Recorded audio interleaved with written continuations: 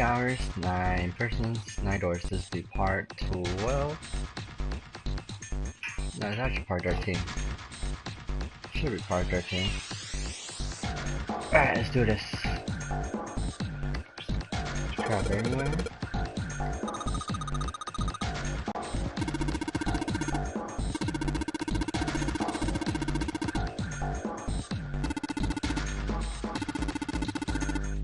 This room could be zero laboratory.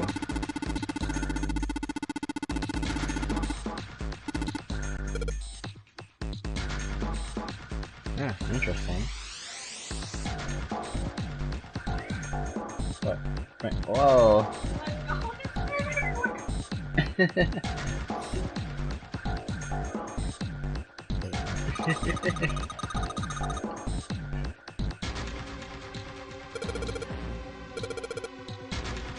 Oh, his face.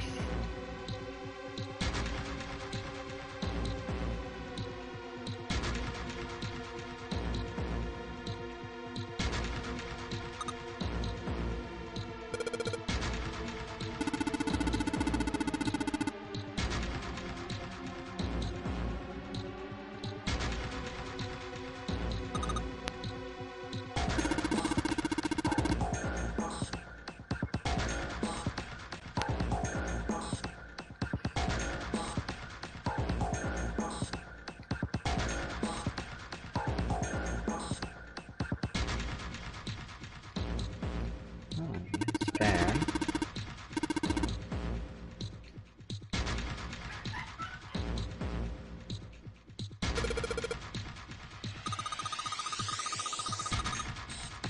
Really? See, there's a nose right there, and there's a hair. Yeah, sure. Nothing there.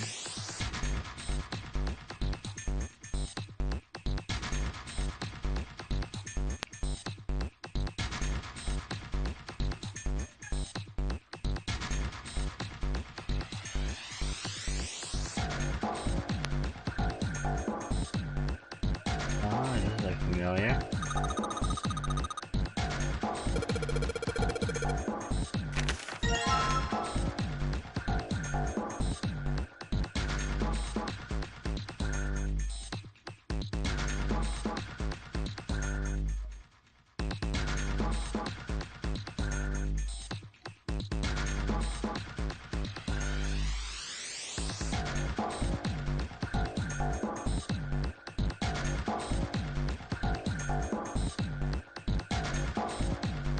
You can explore everywhere here. Go left.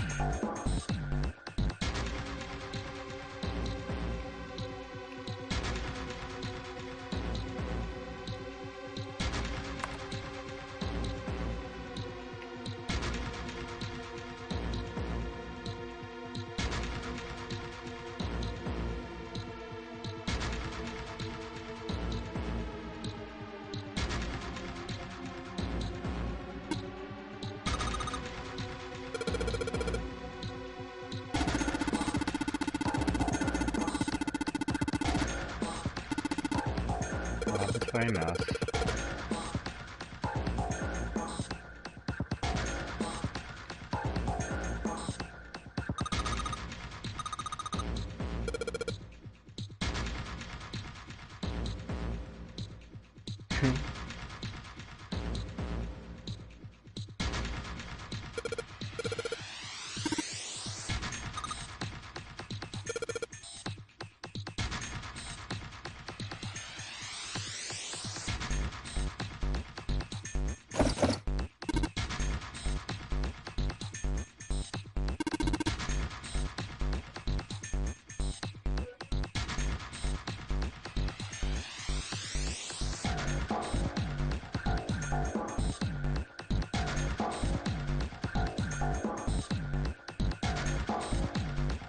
Nothing here. Check out this machine.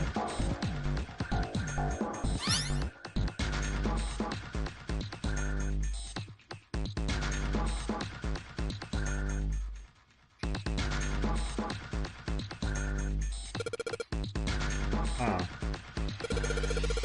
I think so. Several numbers and letters in them.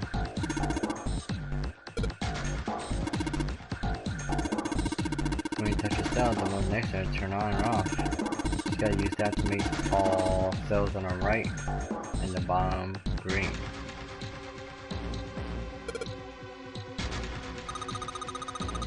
Find this fuse finder.ding. You want to take a look at it? Do you think this might have something to do with the puzzle? Space Fair Clover Gaming. Number of letters connected by equal signs on it. Just like this, actually is probably related to the puzzle on the screen somehow. This really helps. Alright, let's go back and try again. Be sure all the stuff's all green.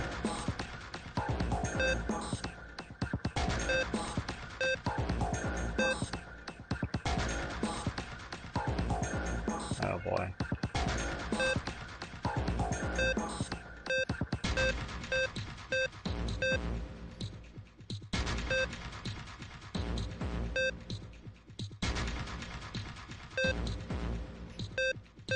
Oh, she's cool.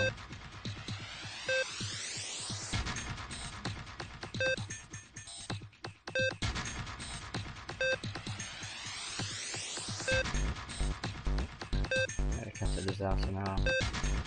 Yeah, that works nice.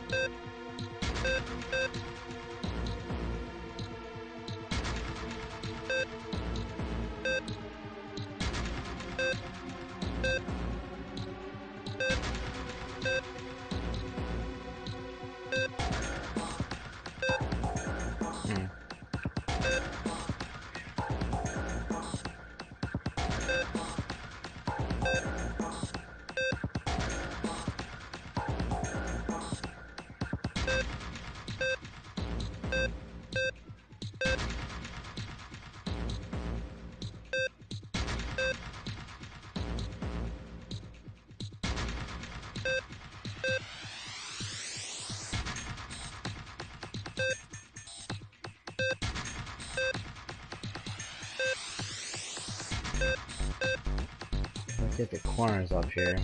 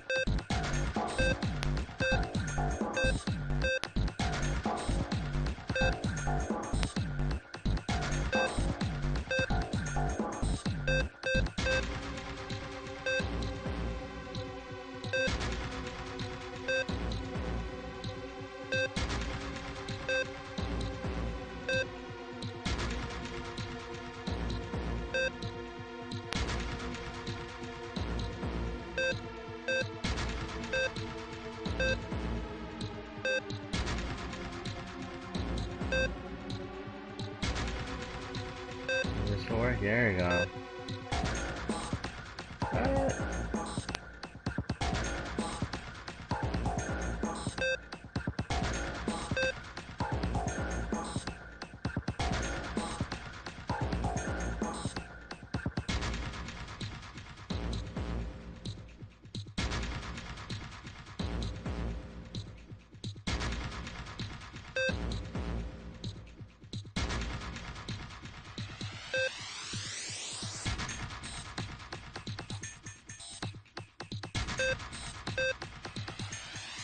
That's good.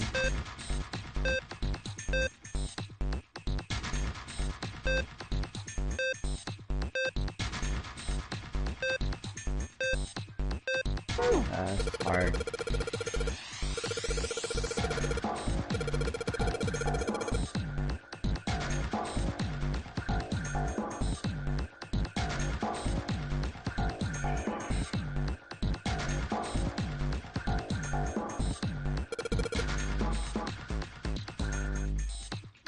That's fucking hard.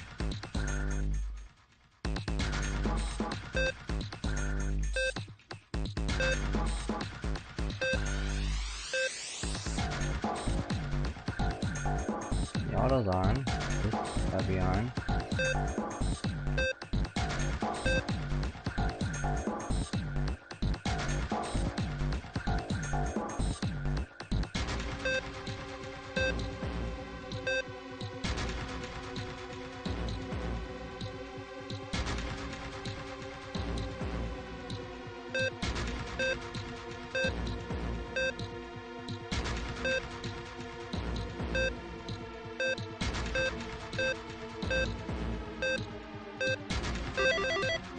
Oh well, I got lucky.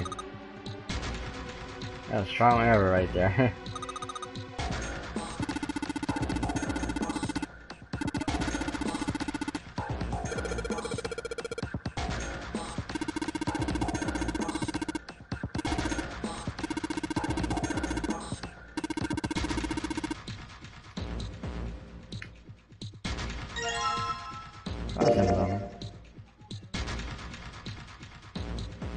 Yeah, I know.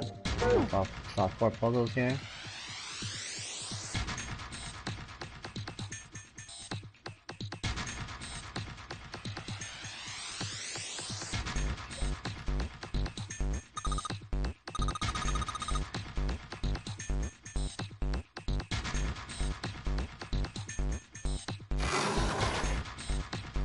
Let's get right here.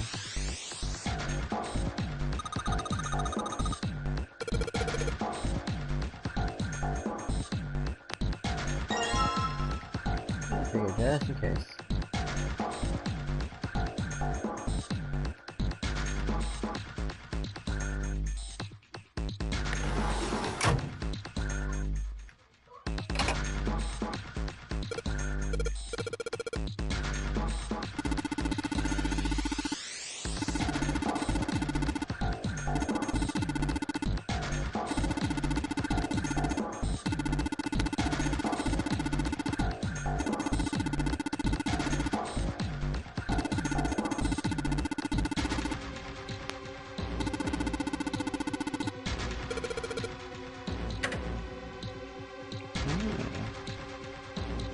There's 4 more puzzles solved in this room.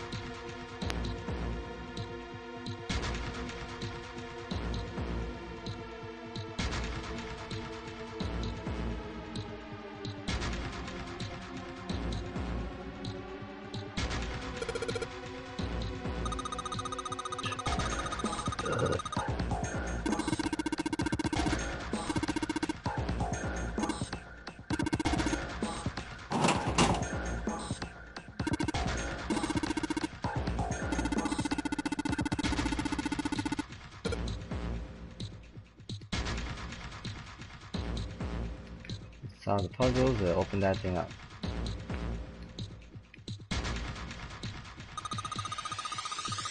Dump this on there.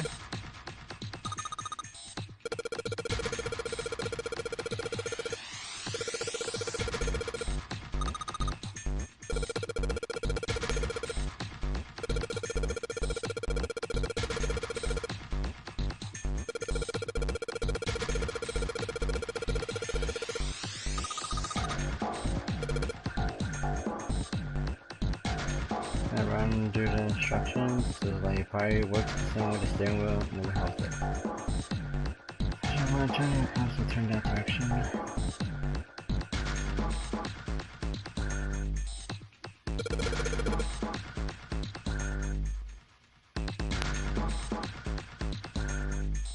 Then where the fuck do I start?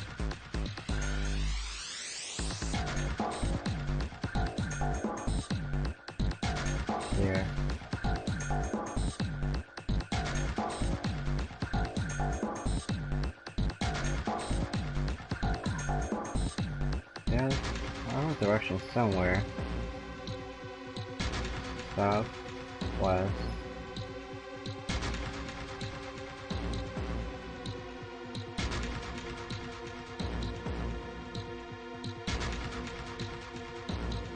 It's different now though.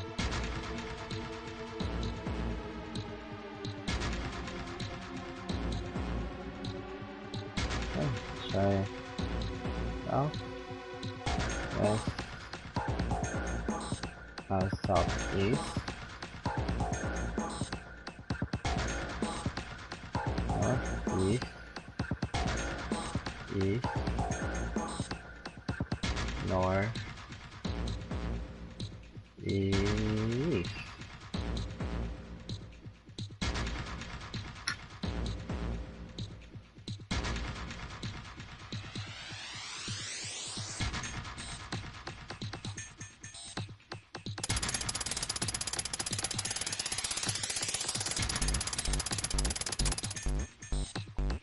South,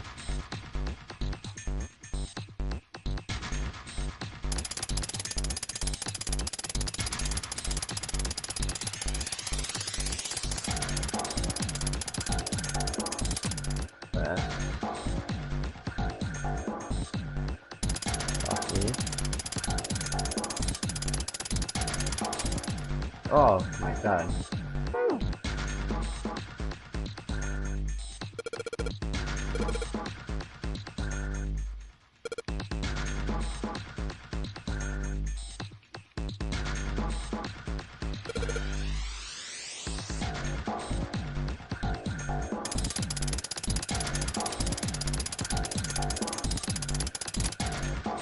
South,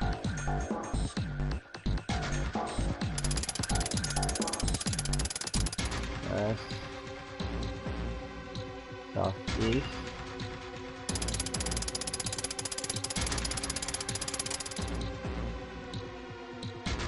northeast,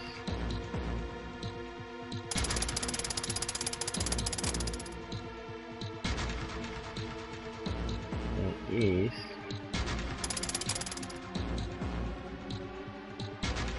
and north,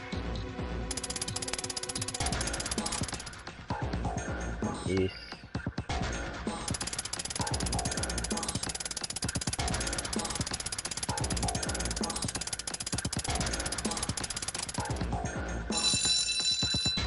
Ding ding ding ding! I did it! Good boy. Who's a good boy?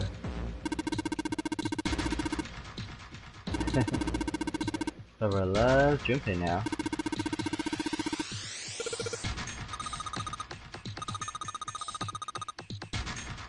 Another big boss in the hall by exit. You got a noise. There's something unlocking, you know? Noise, huh?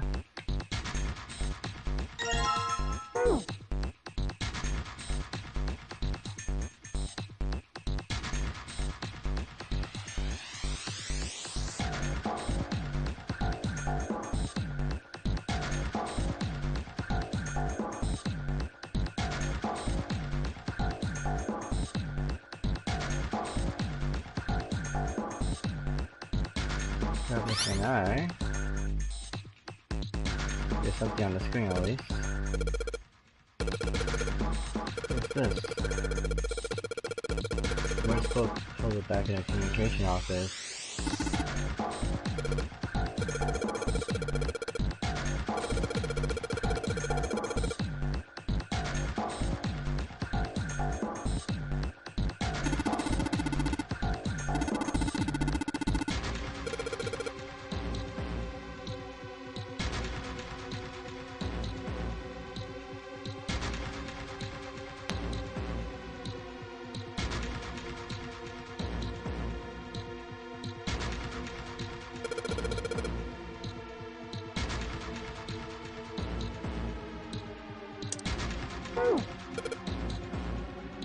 What do you look like?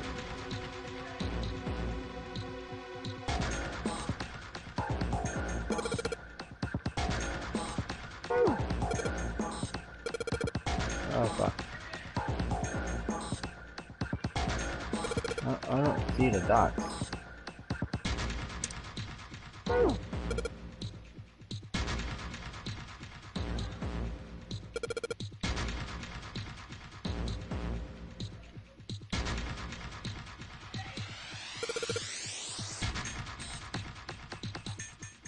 And it's 224. What?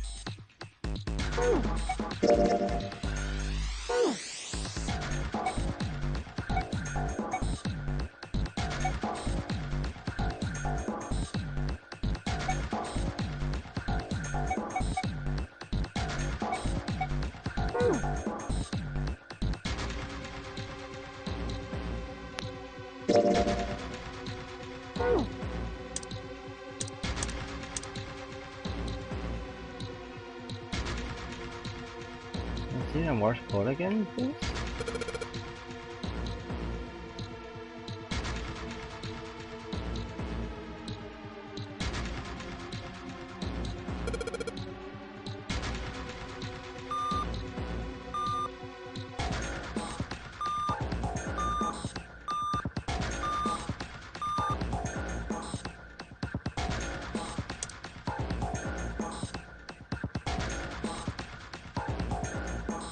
Is it 1, 2?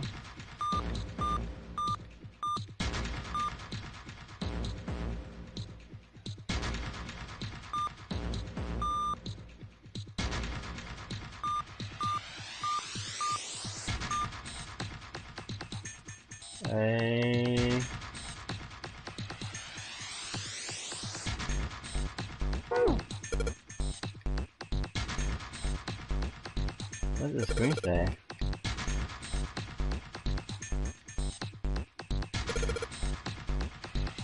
I totally forgot the fucking numbers.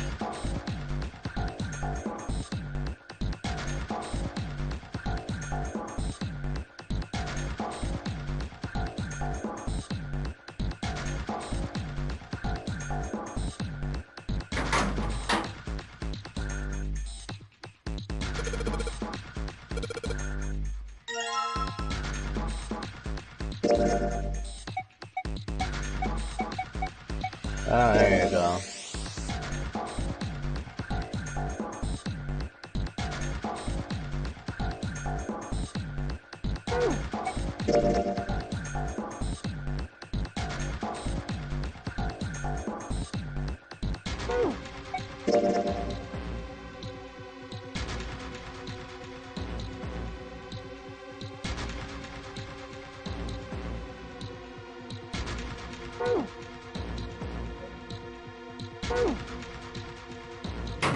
Morse 0. What's she do?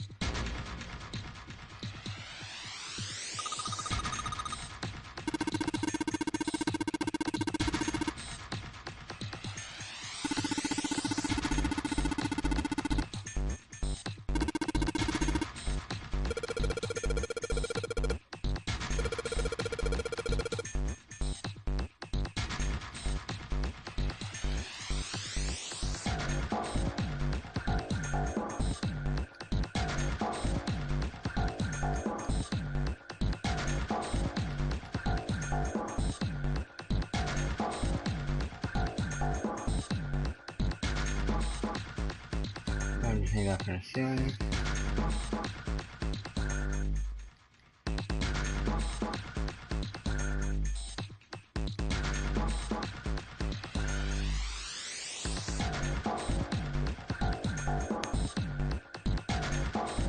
Okay.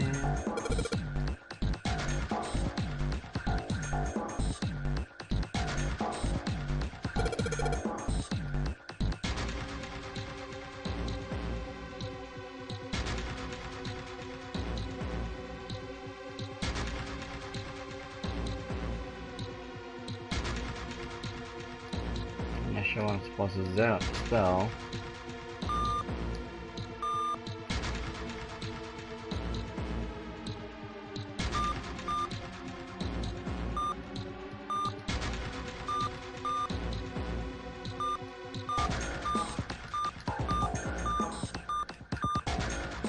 So it's 4,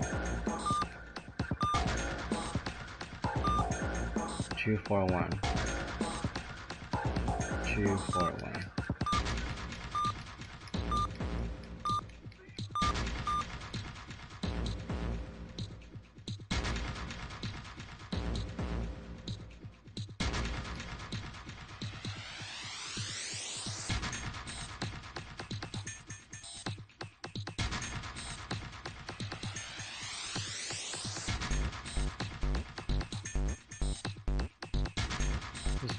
Okay, match up the letters. So 2 I can spell A or I.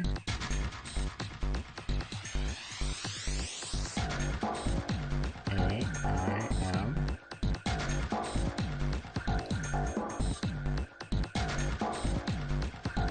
A-I-M.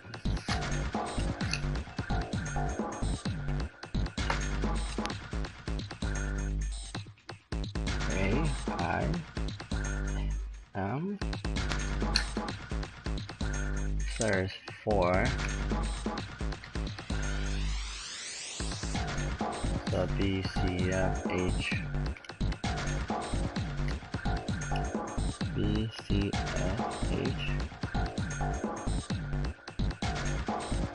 B, C, F, H. And J, L.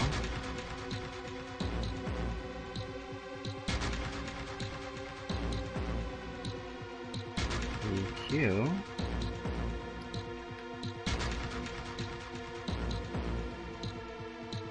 B, X, Y, Z.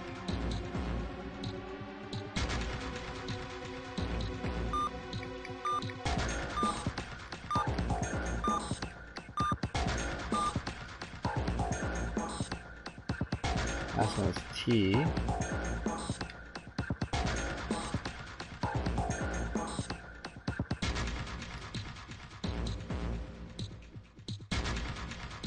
T and E.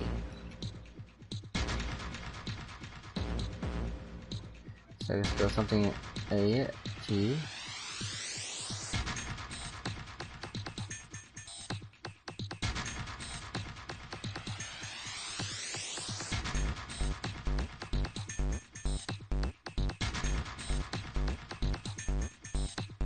Let me try to spell ace. The ace would be this, that, the minus that. E would be dot. Okay, spell ace.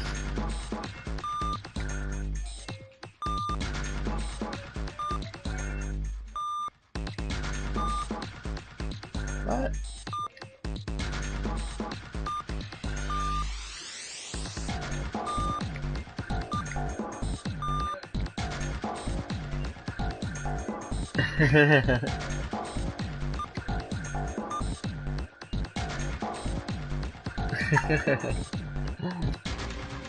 Sure, Ellie.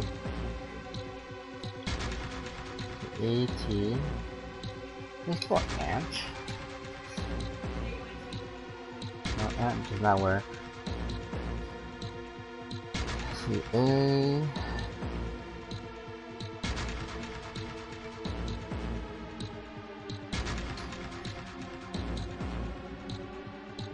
Try to spell ape.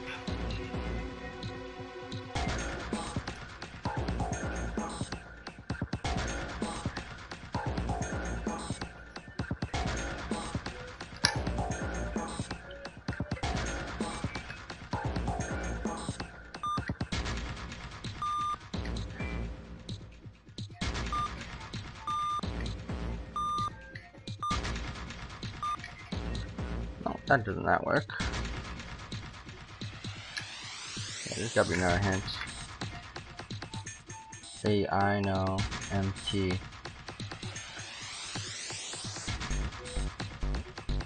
There's gotta be a hint somewhere. That's what I'm supposed to spell.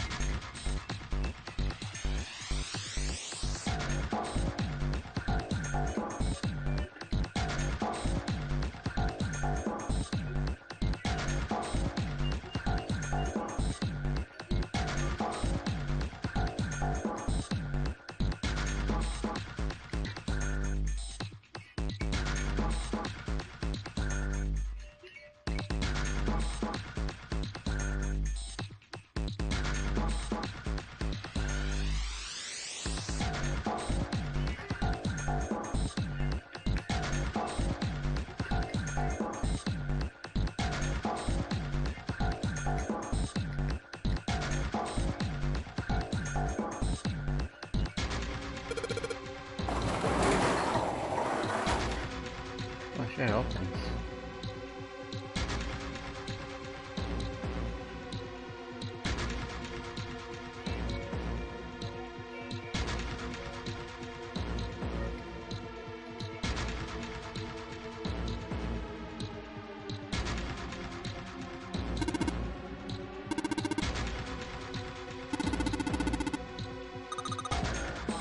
Mr. Coffin.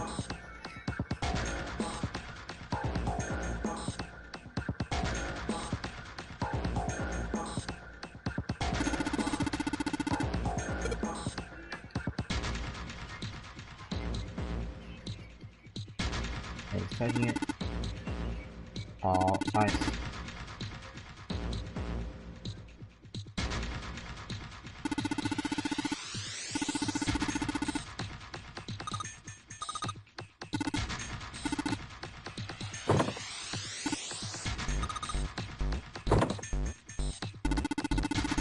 They seem to be ready to be open.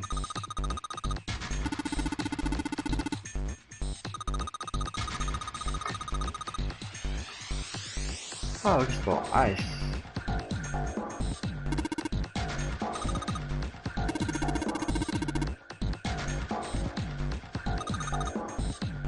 Can I spell all? No, we can't. Go just go ice.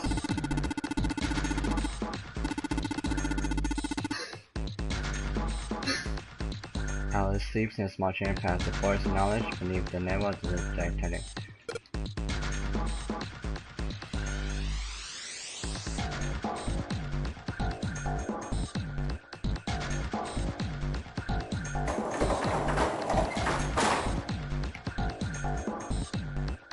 Okay.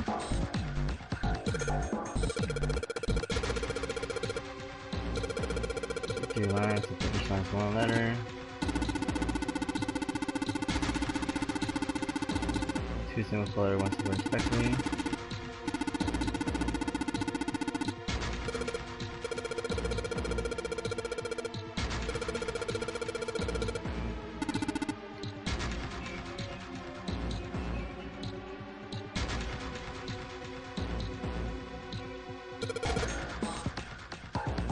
Okay, just for ice.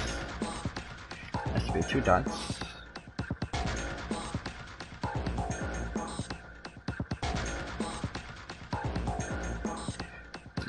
Dash.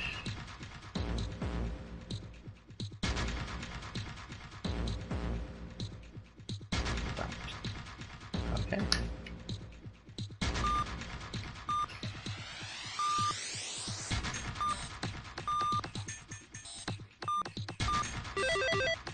I got it. Since you have solved the puzzle, Junpei, excellent work. The answer was ice. How did you know?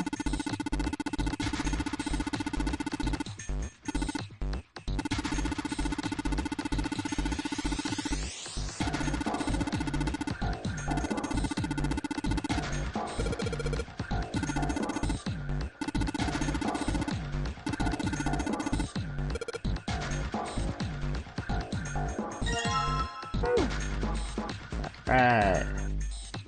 Get the shutter open. Get the coffin open.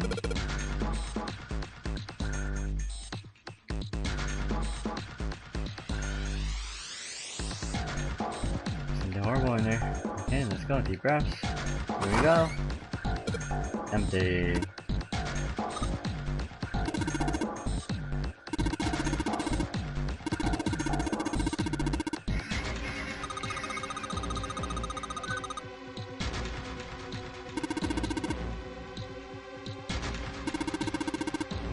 Watch your plank.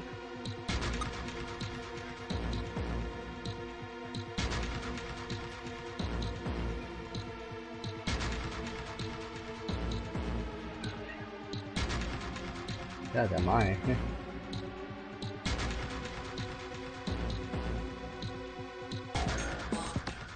Do something.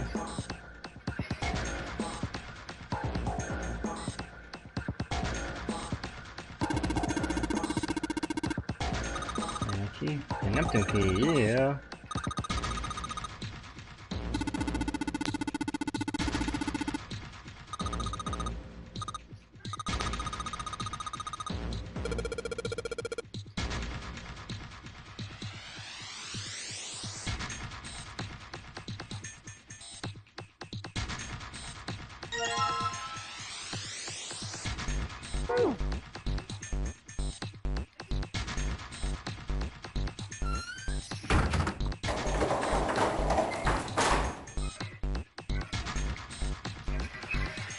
Alright.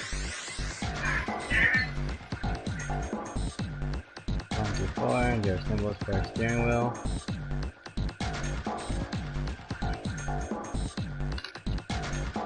So, steering wheel, cross, circle, and waffle.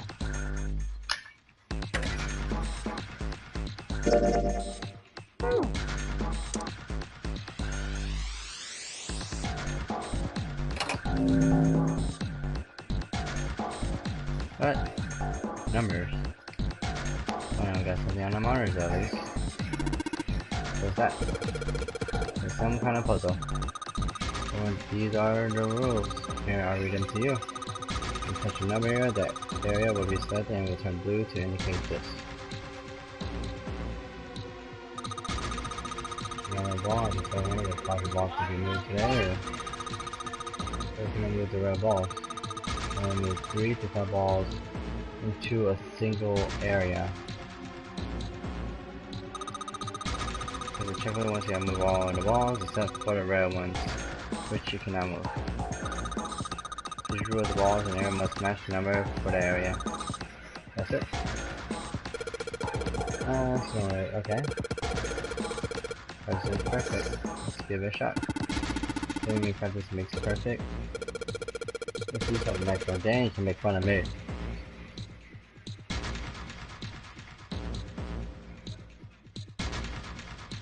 Alright, make this into the deck.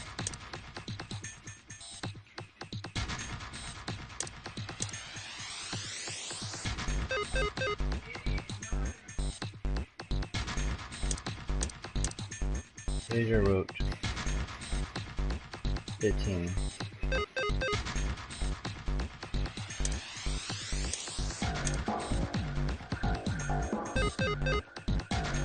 Alright.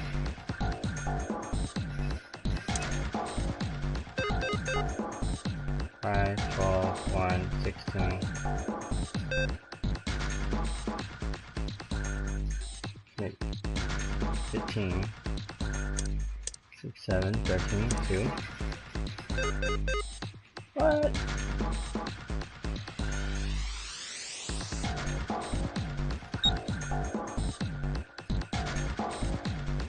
We get 12.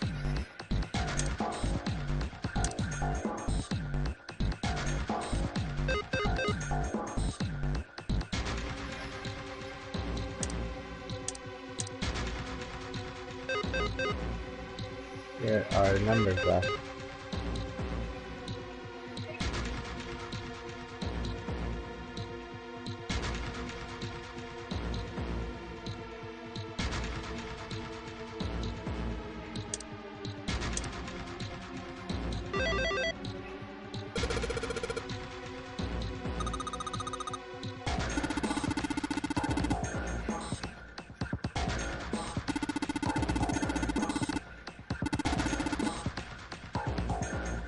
Okay, next one is let's see.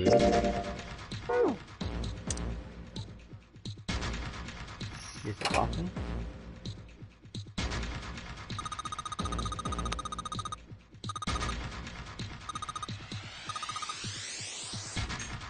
Cross.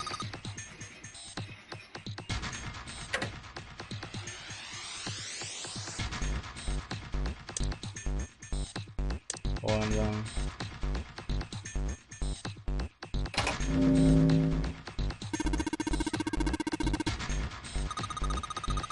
There's the last one.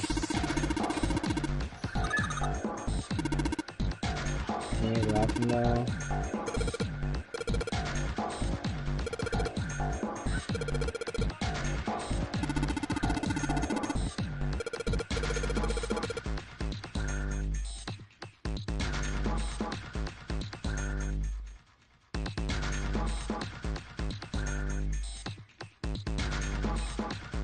20, then make 1. 10 will work. Still swimming.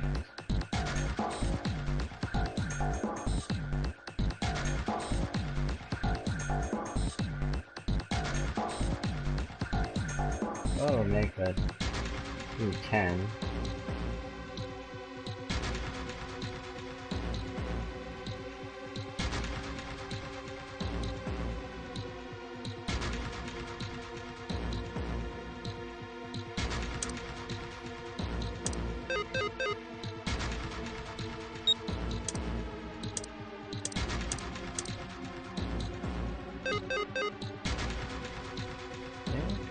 Okay, 3.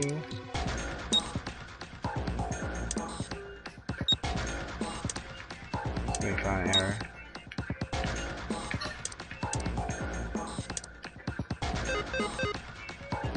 6, 4.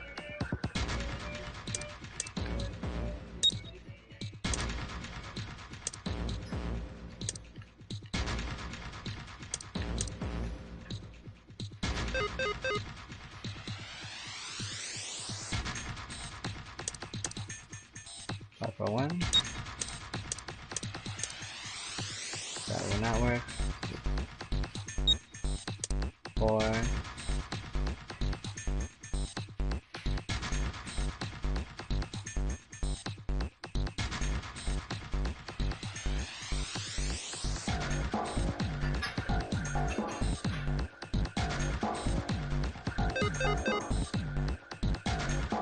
what you go 1.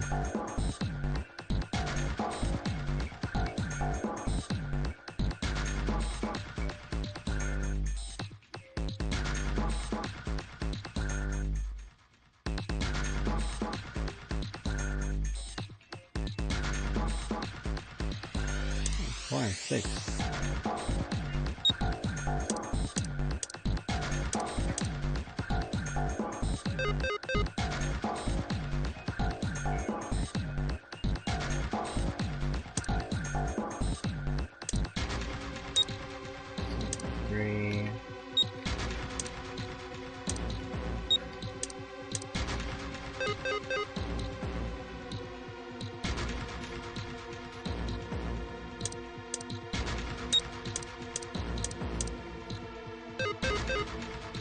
Huh.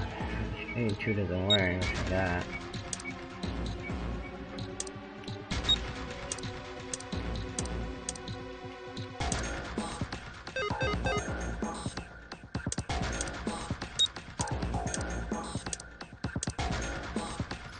Four.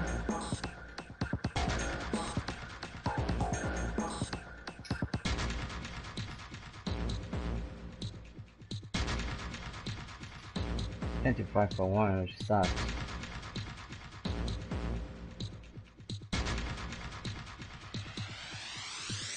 This one is 16.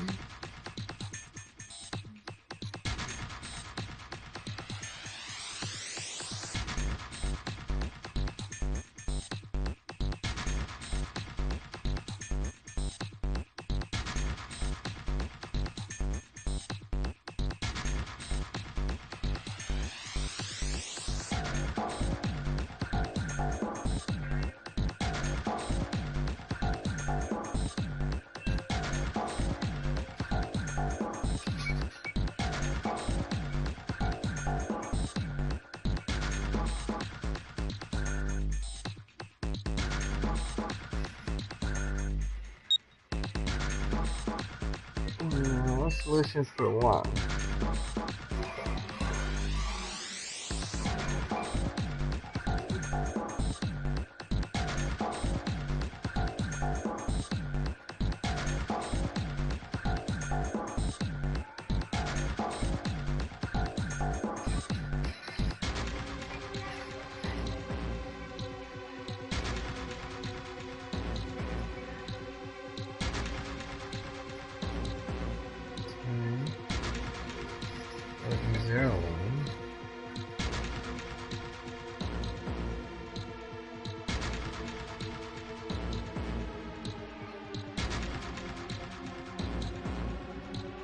-631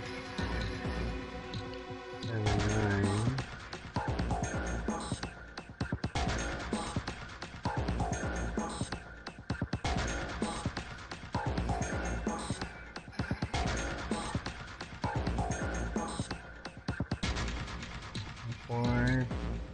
479 will not work. So I need 2 or 1. It's, oh, 532 will work.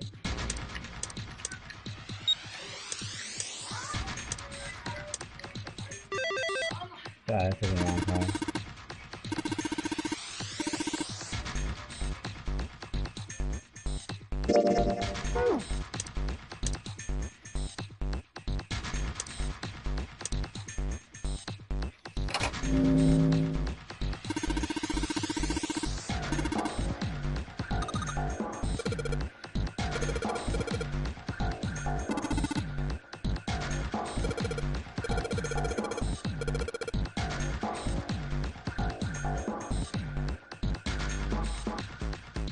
Then I pull up 16.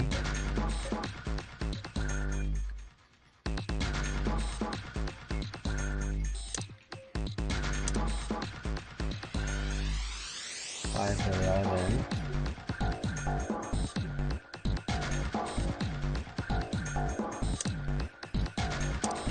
5, 7, 12.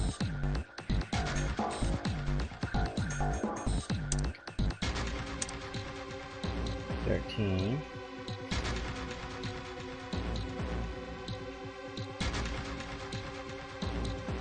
5, 13. Next 16. I need a 3, but I don't have a 3. 7 plus 7.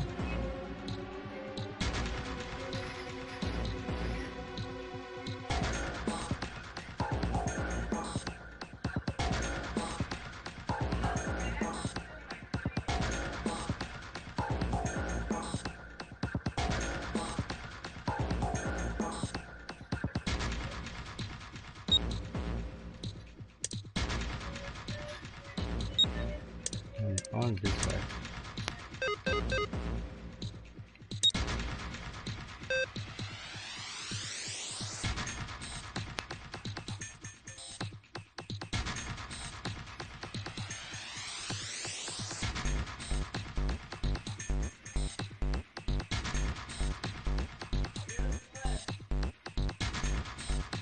$16, $34 will work.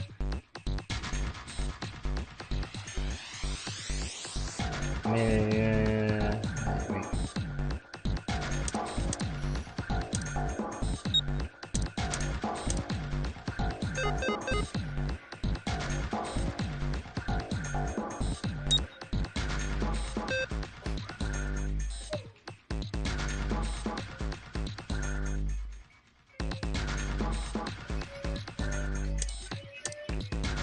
Yeah, that'll be 16.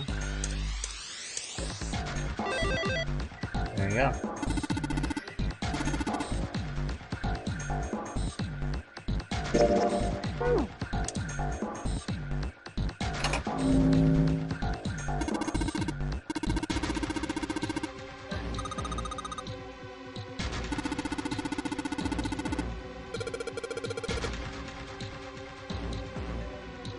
Nine, 8.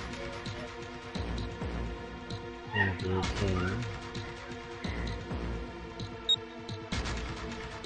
So that.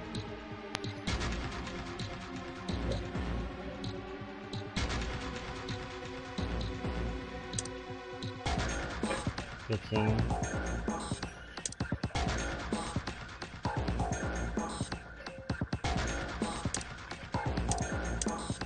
Huh?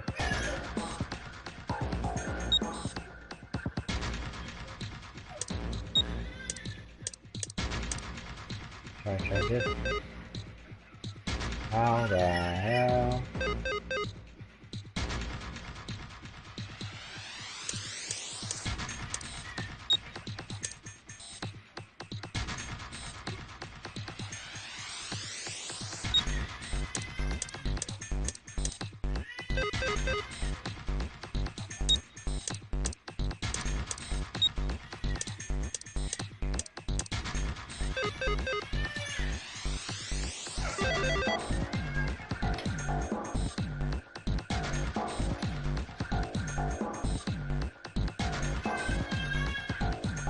Where did that noise came from?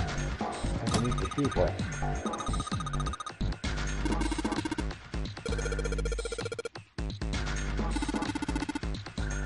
Open the door.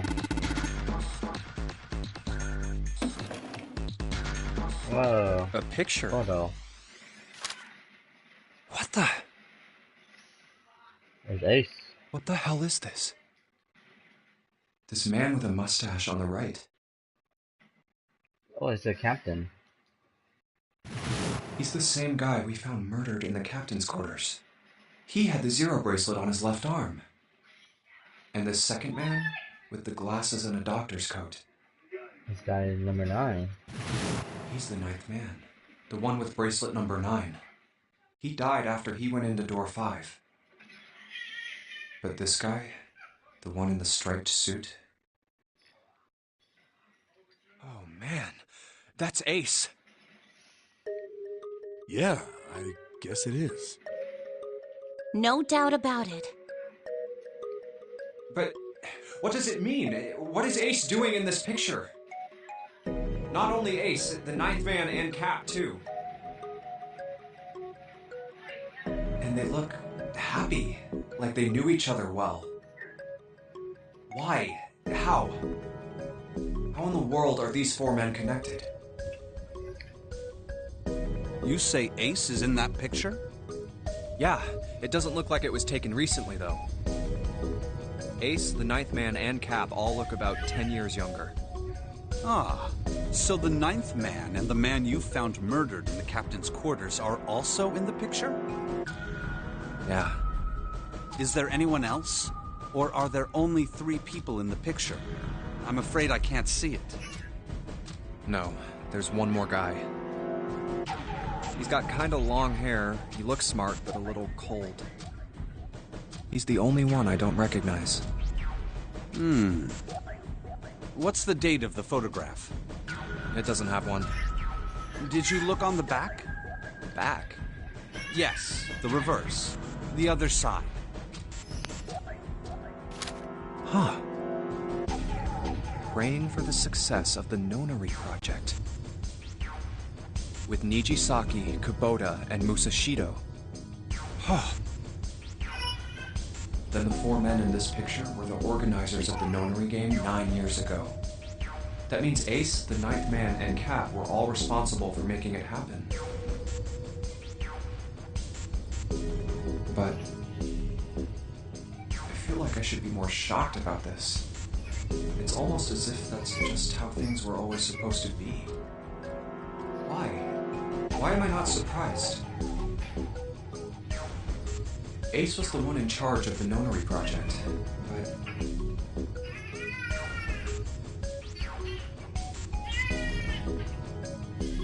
Oh, Ellie. Sleepy? Hungry? Why? Why am I so calm?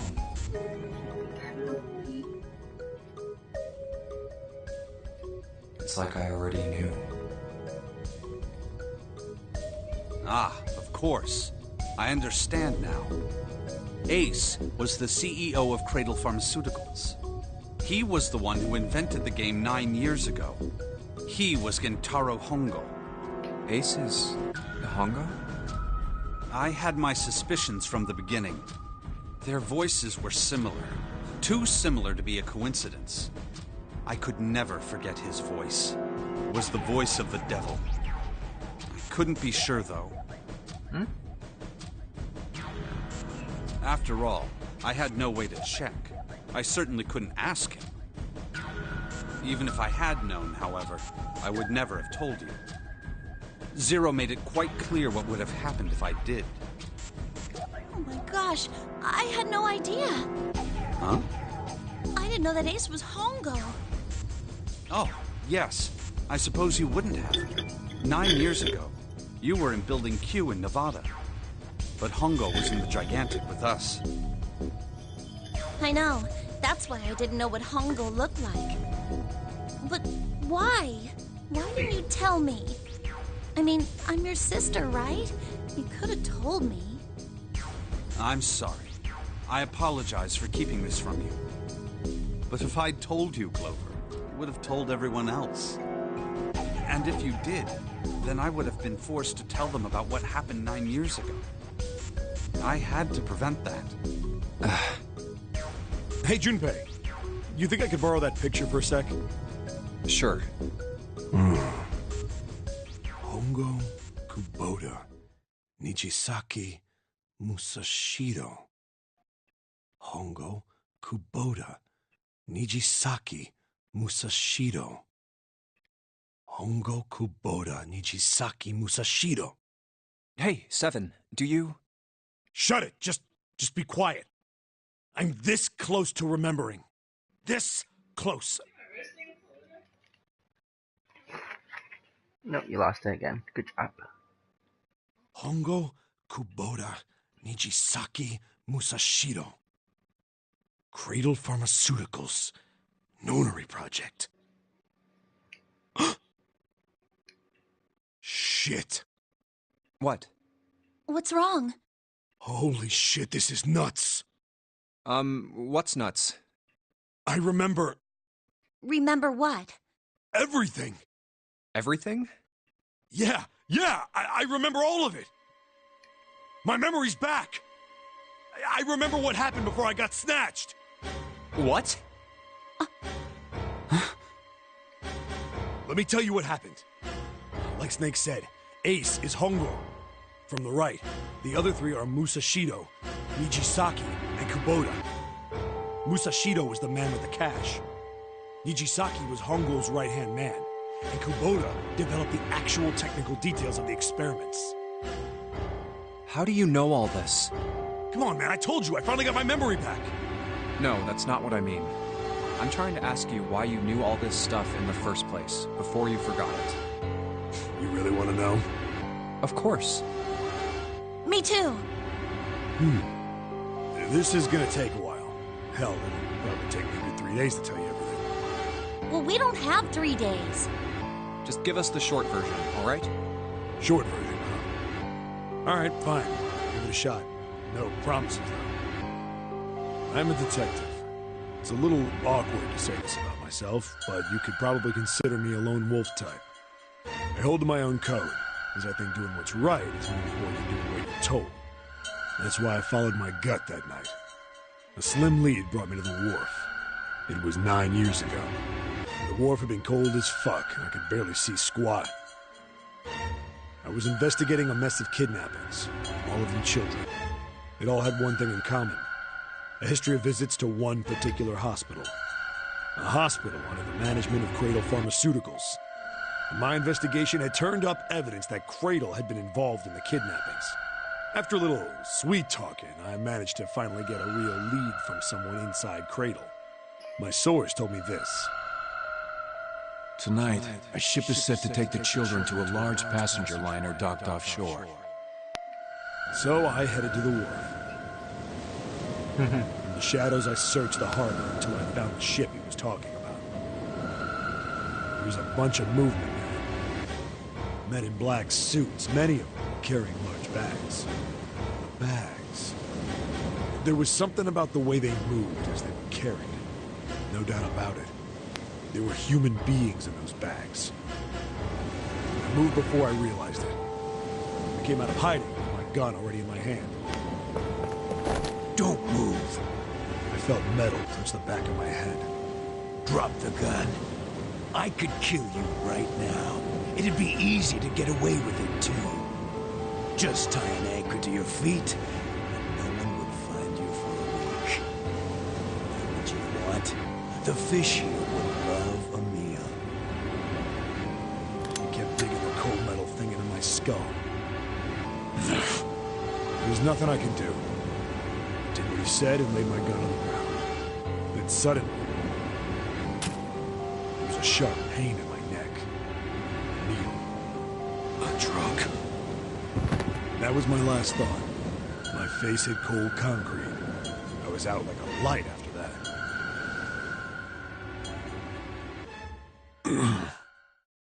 I woke up on a hard floor. Damn it! Shit, my head hurts. I did a quick once-over of the room. Where am I? A small, shabby bed, a dirty sink. A toilet with no privacy. I'd seen it countless times as a cop. I'm in a cell, huh? Facing the toilet was a door set into the wall. I was still pretty woozy, but I made my way over to it. I pushed and pulled on it, but...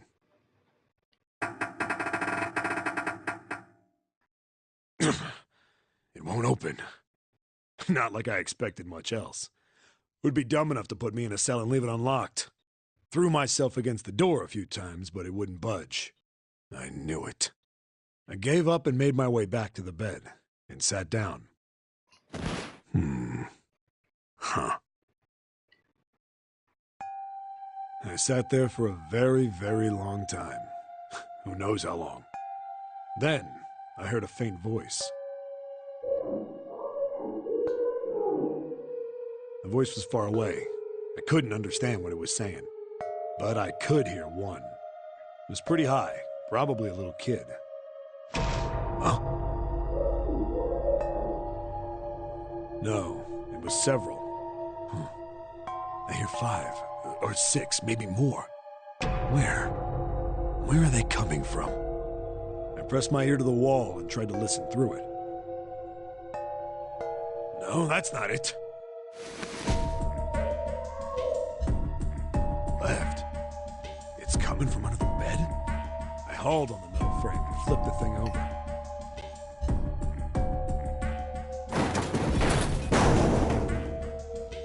And there it was. The bed had hidden an air vent under it. The hole in the wall was covered by a metal grate.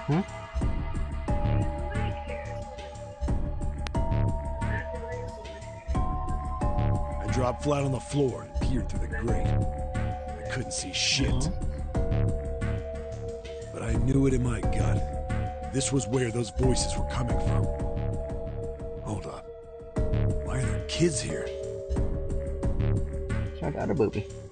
But then what my inside man told me popped into my head.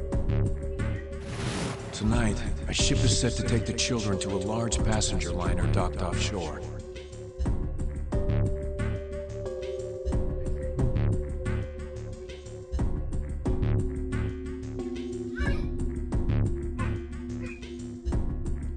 Whoa, whoa, whoa. Am I on that ship?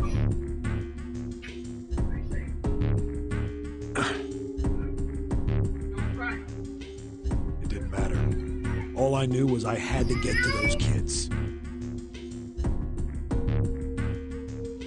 I checked out the metal grate. Could I fit? I stuck my fingers in and grabbed it. And then...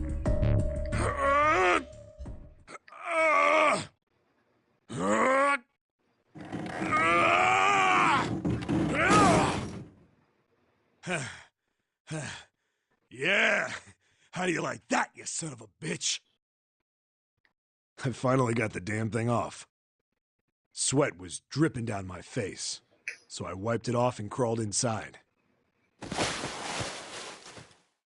first bit or so was tight. I had a wriggle on my belly. It wind up eventually, and there was space for me to crawl along on my hands and knees. I went from crawling like a worm in dirt to skittering like a bug. Couldn't say it was much better, but I'd take what I could get. And when I'd been in the thing long enough to start wondering where it'd take me, a massive sound nearly scared the piss out of me. It was like a heavy metal door had just been slammed shut. Then there was a voice.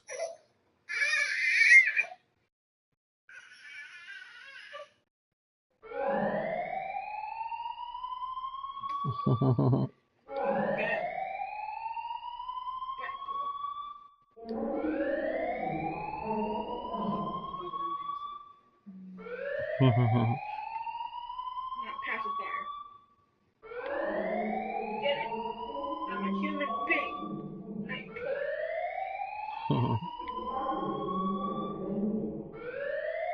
I got things to do to be your human pacifier.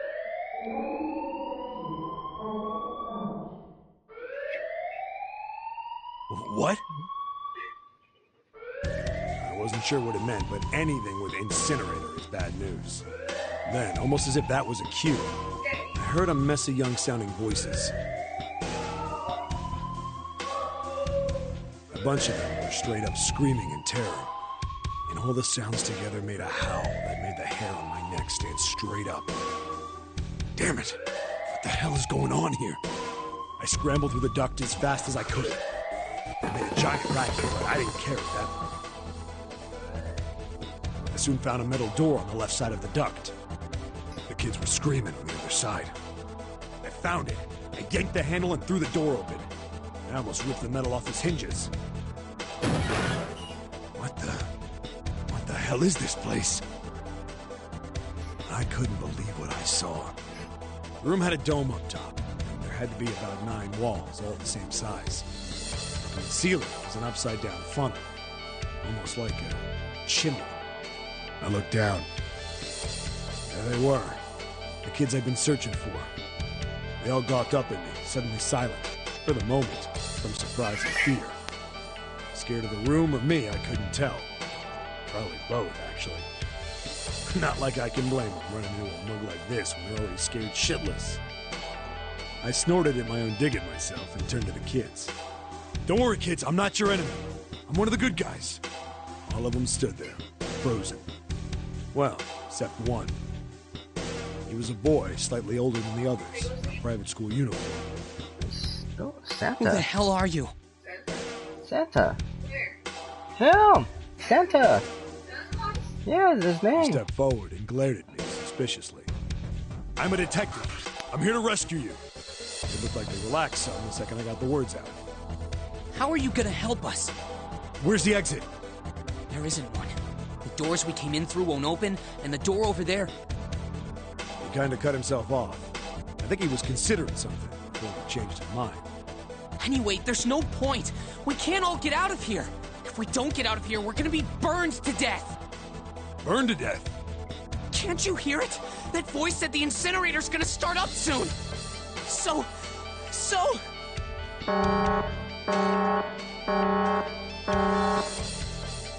The voice spoke again. Incineration will begin in 15 minutes. They only had 15 minutes. I looked back down at the kids. Looks like a good 20 or 30 feet to the floor. No way I could pull them up. Too big of a distance for any of us to reach. What the hell was I gonna do? But then I got an idea. Wait right there. I'm gonna be right back. What? Where is he going? Are you just gonna leave us here? They just got frightened again. I'm not the best at that kind of thing, but I tried to reassure them with a smile. Don't worry, all right? I'll be back, I promise. So just stay calm and wait right there. Got it? Is this gonna bring his blanket? I didn't wait to hear them respond. There wasn't time. I had to hurry. Well, as fast as I could on his hands and knees. Didn't take me long to get back to my cell. Still no way out of there, but I had a plan. Needed something from the room. When I got it, I dove back into the hole and took off towards the incinerator. Then... Sorry to keep you waiting, guys. I tipped out the doorway and dropped down the rope I brought with me. Back in the cell, I'd torn the bed sheets into strips and tied them together to make a rope. It was sloppy, but it got the job done. All right, just tie that around yourself, okay? I'll pull you up one at a time. Right. Huh. Wait a sec. Something was off. There were more of you before. Where'd the rest of you go? The boy in the uniform answered. I let them go on ahead. We opened the number 9 door and they left. What? You're telling me you opened that door? That's what I said. Then what the hell are you doing here? We couldn't go with them. Why not? Look, the only people who can go through the numbered door. He was in the middle of explaining when...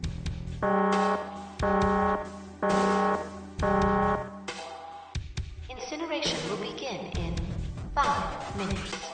The wall shook a bit and the voice bouncing around. Look, that can wait, all right? Just get us out of here! Right! I grabbed onto the rope. First one I pulled on was a girl with a ponytail. Next was a girl with a red necktie. Boy in a jacket came after. He said he'd climb up on his own. Boy in the uniform was the last up. Like the other kid, he climbed up the rope himself. He looked pretty scrawny, but I guess he was stronger than he looked.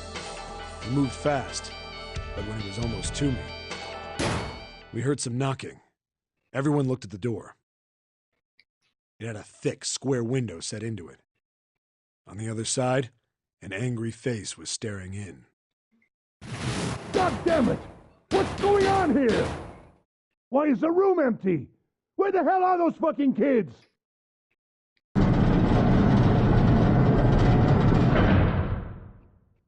The door opened, and a man stepped in looking half mad with fury. I recognized his face.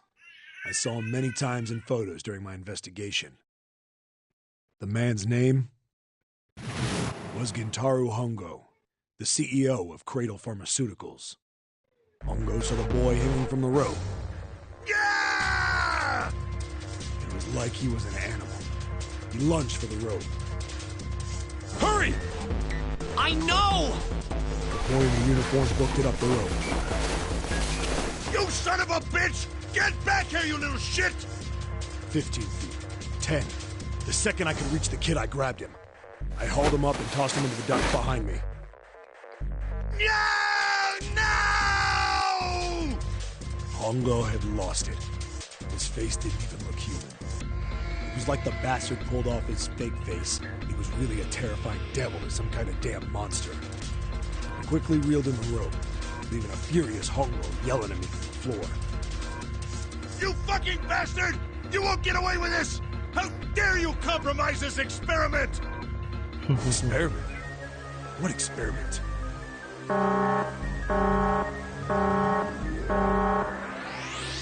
Incineration will begin in 1 minute. Hey, old man! What the hell are you doing? Hurry up! The boy in the uniform was trying to get my attention. I may have thrown a salute in a raging asshole's face before I closed the door behind me. I went to going back to the cell, so we went down the other direction instead. After about 30 feet, we came across another duct on the left. This one was heading down. Everybody nodded and took turns sliding down it. The duct emptied us out into a narrow hallway. There was a door on either side. The one on the left was a normal double door. But the one on the right was familiar. It had black and yellow stripes, and a device next to it on the wall. The plate on it read, Incinerator. Incinerator? Yeah, that's where we were. It was the girl with the red tie who answered me. We were inside an incinerator? Yeah, Hongo might still be there. It looks like it's been shut off, though. Wait, what? If he's still in there... Yeah, that's not good. That meant better. We gotta get out of here. Go to the other door, hurry! The kids started running, and I was close on their heels. On the other side of the door was a large spiral staircase. Run! Didn't need to tell them twice.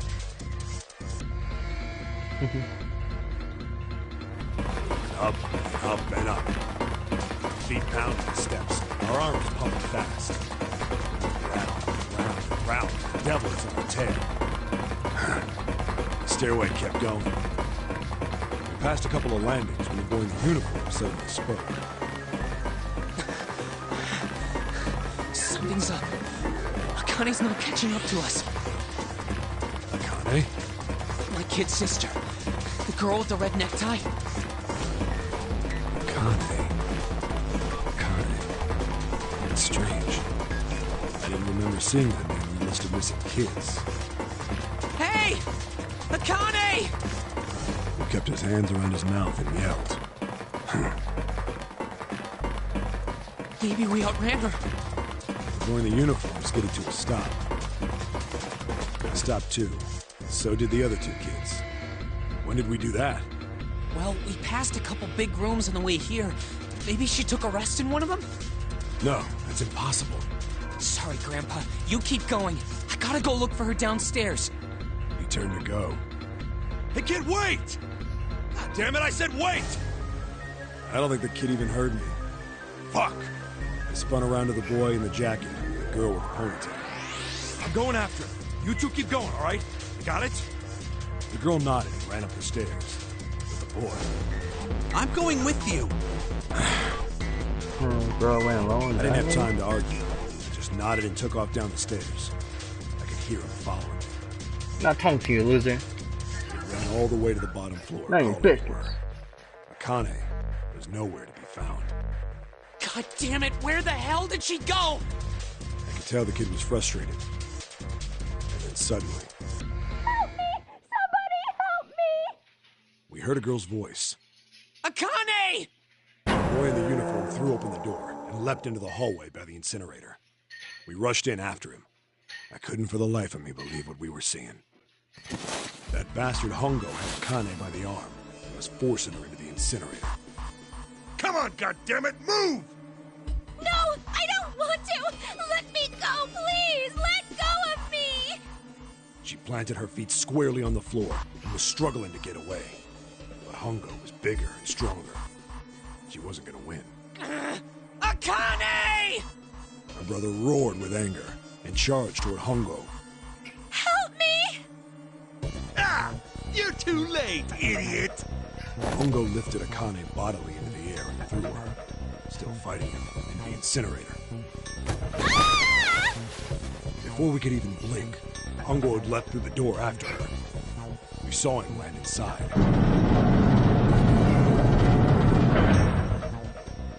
Then, the door slammed shut. We ran to the door.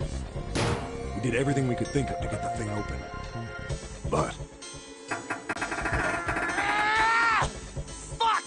It's no use! The goddamn thing won't move an inch!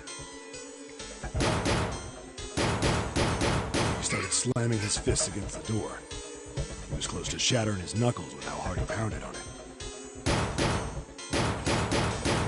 Akane! Akane! Are you okay? You came back! Her voice was muffled, but all of us could hear the sheer terror in it. What should I do? I think I'm trapped in here! Where's Hongo? He went out the other door! What? Warning. Warning. Emergency incineration command has been acknowledged. Automatic incineration will take place in 18 minutes. Please evacuate the incinerator immediately. Repeat. Emergency incineration command has been acknowledged. Are you fucking kidding me? It's the same damn thing! Are you there? Yeah, we're here. Just hang on, all right? We're gonna figure out a way to save you. His words would have seemed like a sick joke to her if she'd been able to see how white and bloodless his face was right then.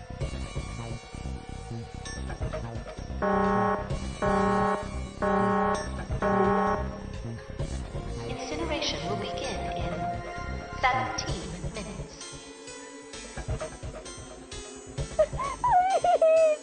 Please help me! I'm really scared! I don't want to die, please! I don't want to die! I don't want to die! It's gonna be all right. I'll figure something out. I promise. I promise, okay? You hear me? I promise! It was torture listening to her sobbing on the other side of the door. Her brother was nearly crying himself. He could only stand there, fists clenched so tight his knuckles were white.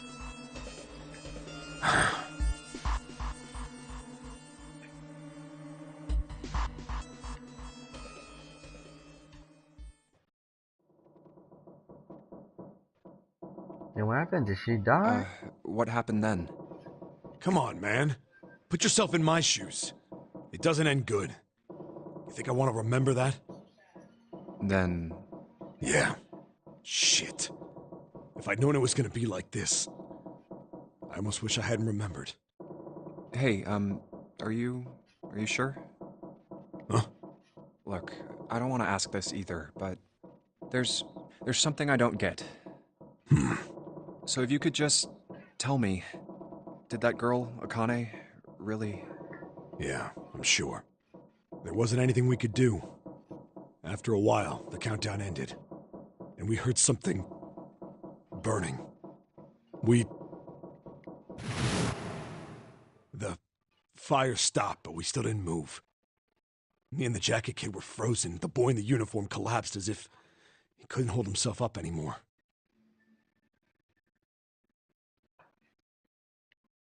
A few minutes passed.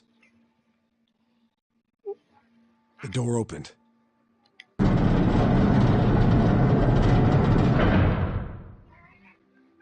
boy in the uniform tripped over his own feet running in. We followed, too numb to speak. The air in the incinerator was hot.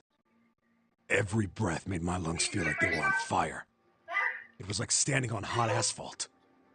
The air was wavering, and in the middle of the room, there it lay.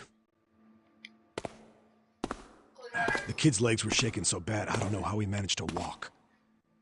I couldn't see his face, but his body somehow looked empty. Finally, he reached it. He fell to his knees as his legs gave out on him. And then...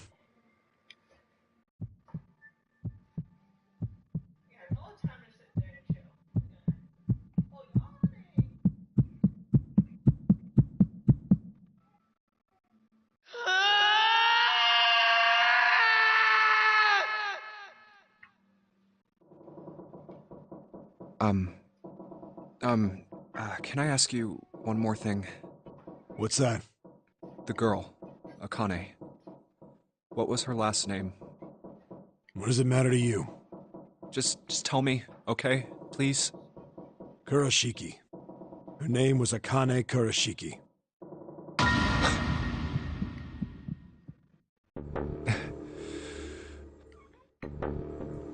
You were there that day, weren't you? The tall kid in the jacket. That was you, wasn't it? Yes, it was. You are correct, Detective. Okay, Don't misunderstand me. I told you before how Zero threatened me. There was nothing I could do.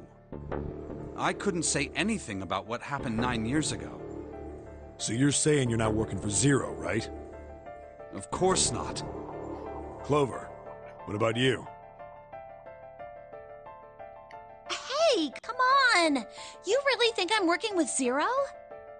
I told you before, you idiot! I was in Nevada, in Building Q. Santa wants revenge. I did hear that a detective rescued the kids on the boat, but I didn't know it was you. Well, I guess I believe you. All right, let me ask you another question. Santa's real name is Aoi Kurashiki. He's Akane's brother. You know that? No, I didn't. Did you? Well, yes. I know Aoi Kurashiki was her brother. But I didn't know he was Santa. At least not from the beginning. 9 years ago, he was in the middle of puberty. His voice is entirely different now. I'm ashamed to say that even my exceptional hearing wasn't able to make that connection. As such, I had no reason to think Santa was Aoi. When did you figure it out? Clover told me that Santa might have been one of the subjects of the initial experiment. It was only a short while ago, while we were leaving the library. When she told me that, I had a feeling. Santa is Aoi? Akane Kurashiki, June's brother? There's still a lot we don't know. I mean, like, a lot. But there is one thing I think we can say we know. What's that? The body we found in the shower room. It had to be Nijisaki, dressed up to look like Snake. What? Come on, man, what kind of detective are you? You didn't figure that out already? Hey, go easy on me, man. I just got my memory back, alright? Cut me some slack. Okay, princess? Yeah? Ow! Oh, you want your attention? Well, if he is, the 3 murders make sense then, don't they? Yeah, that's right. Murder. Kubota blew himself up, but that was murder too. Ow!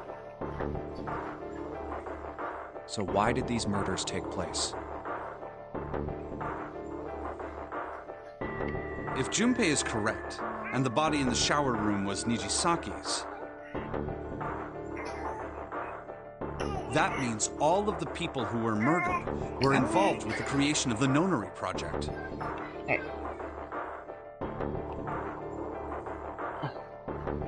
Don't put your own hair in your mouth.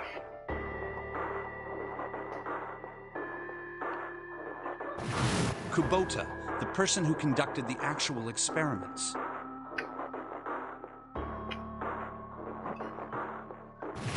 Nijisaki, Hongo's assistant. Musashido, the man who financed the project.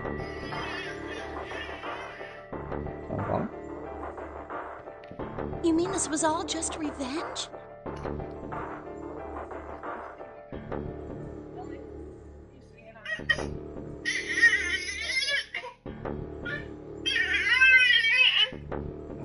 I can't see. I can't see. Santa is Zero. He's getting revenge for the death of his sister. That's why he killed them. No, I don't think Santa actually murdered anyone. If I'm right, then it's not hard to figure out who the next victim's gonna be, is it? I'm pretty sure I don't have to tell you. Yes. Yep. Right. The next target will be Gentaro Hongo. The person who planned the Nonary Project. In other words, Ace. What? What the hell's going on here? It must be 6 a.m. Our time is up. Shit! Come on, we need to get out of here. How? I'm betting this sucker opens the exit. Come on, let's go.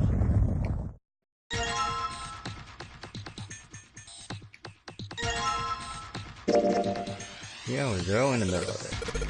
0, 0. Goddamn it, 0 just screwing what it is in.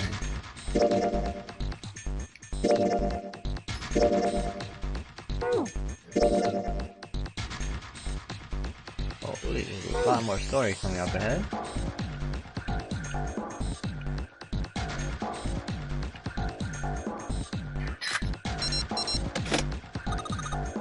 Junpei, look!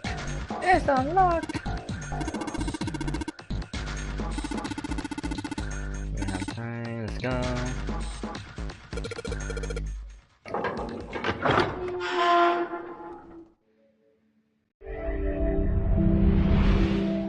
I found it! Huh. I think the shaking stopped. It would seem so, but we are yet to be out of danger. You're right. Let's hurry. This exit needs the Uranus card, too. Hey, Junpei. Yeah, I know. All right, it's open. Let's go. Okay, Neptune Key, let's see if you work. Yes! I think it unlocked. It says incinerator. So this is the incinerator. This is the first time I've seen it from this side, but yeah, I think so. What? Then there ought to be a lever near the door. Yeah, right here. Pull that and the door should open. Got it.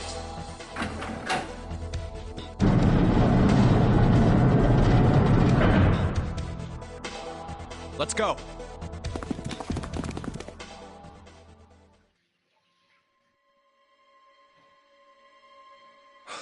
What the hell is going on?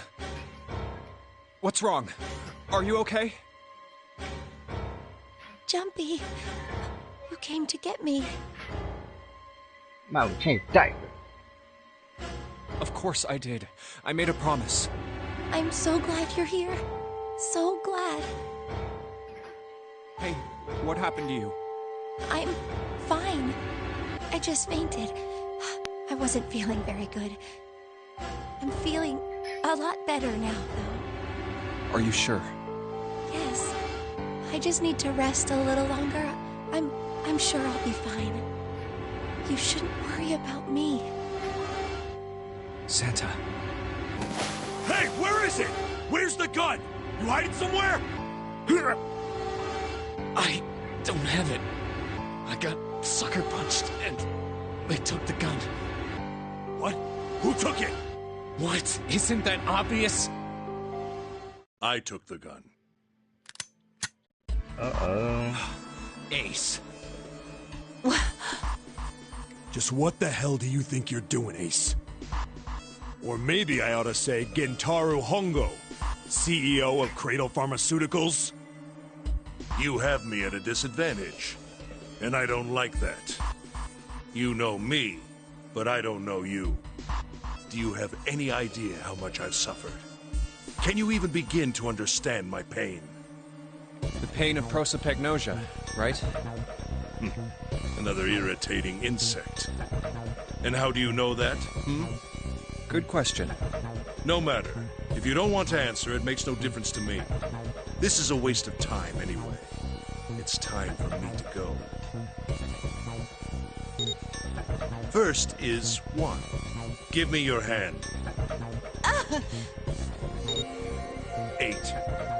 And with this, 0. 9. The ninth man. Kubota's bracelet. I believe I've won this game. I've had quite a time playing with you. I must thank Zero, I suppose. Wait, what? Ace doesn't know who Zero is. What the hell are you planning, Santa? At any rate, this game ends now. I will escape, and the rest of you will have a slightly less pleasant ending. I suggest you enjoy your final moments. Goodbye. Oh, Lotus, she's gonna go Wait! 0?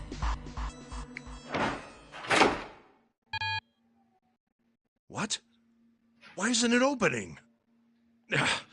One more time. Now open!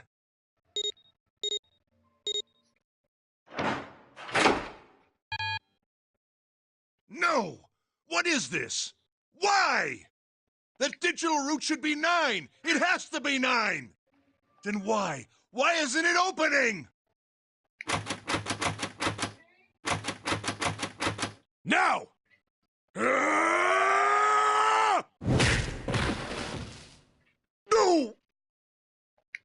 Oh. Oh, that was close. Too close. Thank you, Seven. Don't mention it. Just one punch ain't enough for this piece of shit. After what he did 9 years ago, I ought to rip him to pieces. But if a suspect can't talk, they ain't much good. Once he's locked up in a cell, we're gonna have a little chat. 9 years ago? Then you must be... Yeah, you finally figured it out, dumbass. Oh.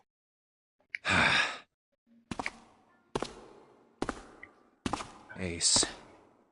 You killed Kubota, Nijisaki, and Musashido, didn't you? Wait, Nijisaki? Oh, right. You don't know yet.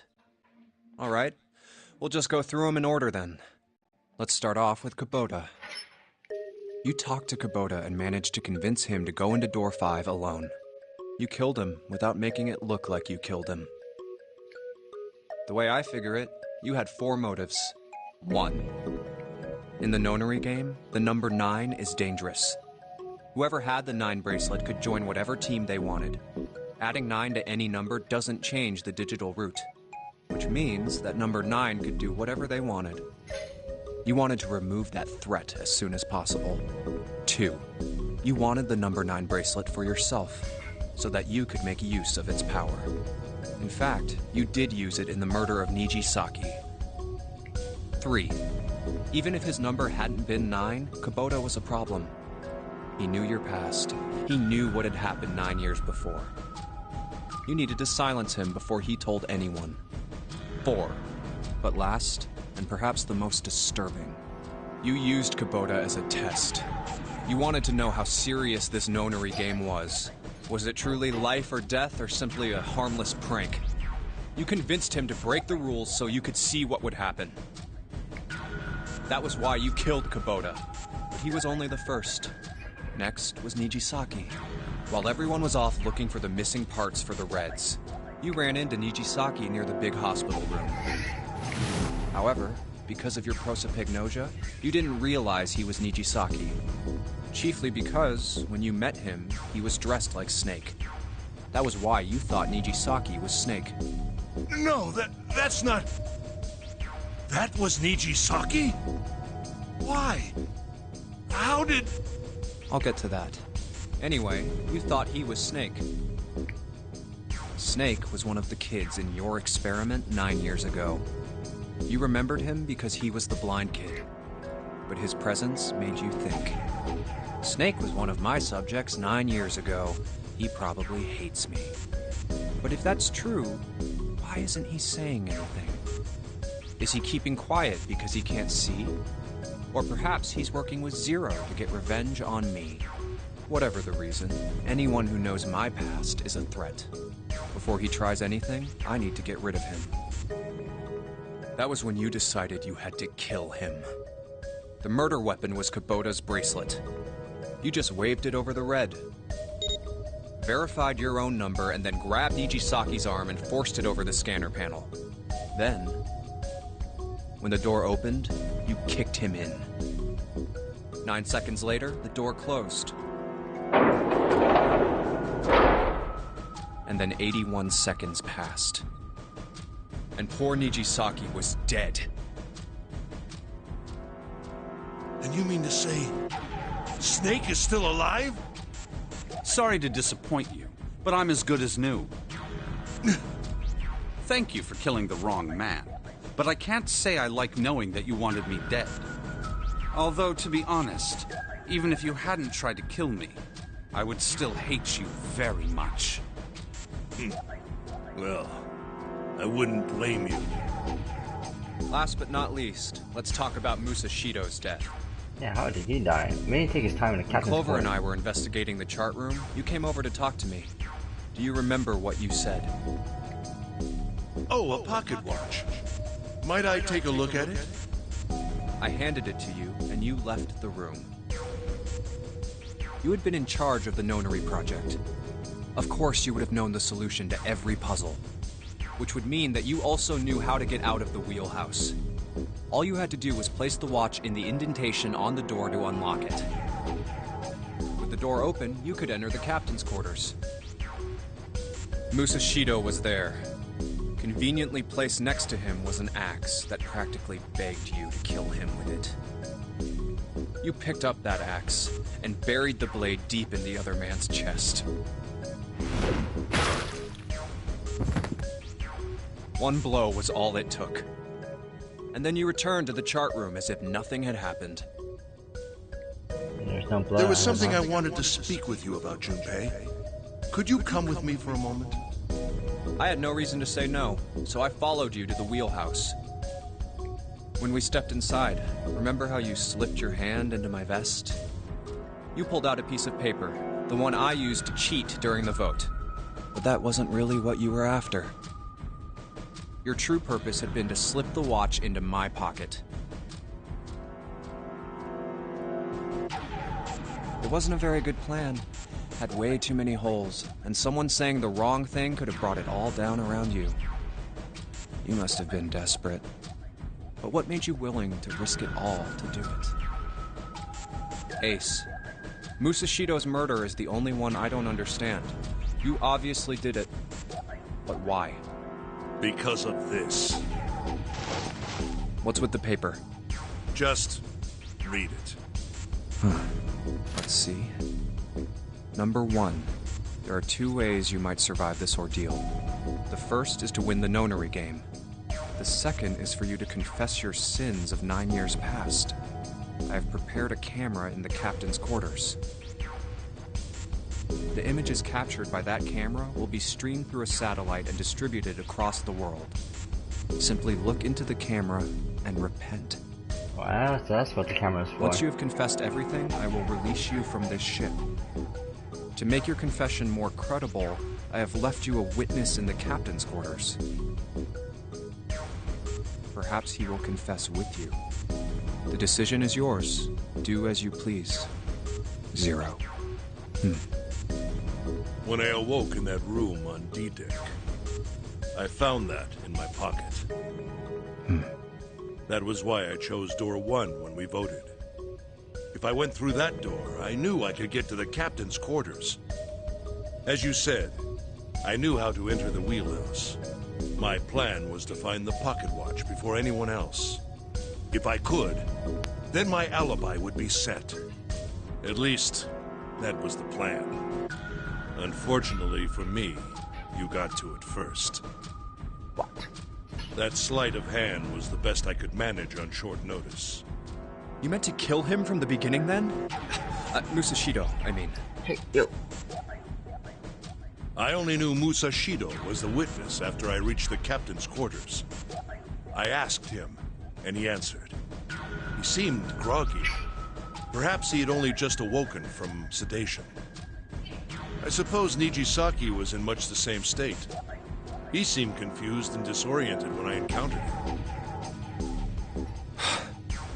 But yes, you are correct. I intended to kill him from the beginning, even though I didn't know who he was. I proceeded to the captain's quarters in order to remove this so-called witness. Ace, you figured it out, haven't you? You were being manipulated. Yes, so it would seem. I was little more than a puppet, in many ways. Everywhere I went, everything was already prepared. The Reds in the large hospital room were dismantled. Nijisaki was dressed like Snake. There was an axe in the captain's quarters. Musashido was delirious from the anesthetic, so he couldn't fight back. Nijisaki as well. In retrospect, I can't understand how I could have fallen into such a simple trap. But yes, this was a trap. It was Zero's trap. And I fell for it, hook, line, and sinker. I did everything he wanted me to do. Yeah. By manipulating you, Zero was able to kill 3 people and keep the blood off his own hands. All of this was revenge for what happened 9 years ago. That's why this nonary game happened. Am I right, Santa? Huh? What the hell are you talking about? I don't know any... Ain't no point trying to play dumb anymore, Santa. Actually, I guess I should call you Aoi Kurashiki, huh? My memory came back to me, kid. You're Aoi Kurashiki, no doubt about it. Never thought I'd be back in this room talking to you. But hey, I guess this was all part of your plan, right? After all, the person who planned the nonary game this time around was Zero. And Zero's you. Looks like you really do have your memories back, huh? Well, I guess there's no point in hiding it then, huh? Well, yeah, you got me. I'm Aoi Kurashiki. But is he Zero? I was one of the kids in the nonary game 9 years ago. I made it out. So did Snake over there. But there's one thing...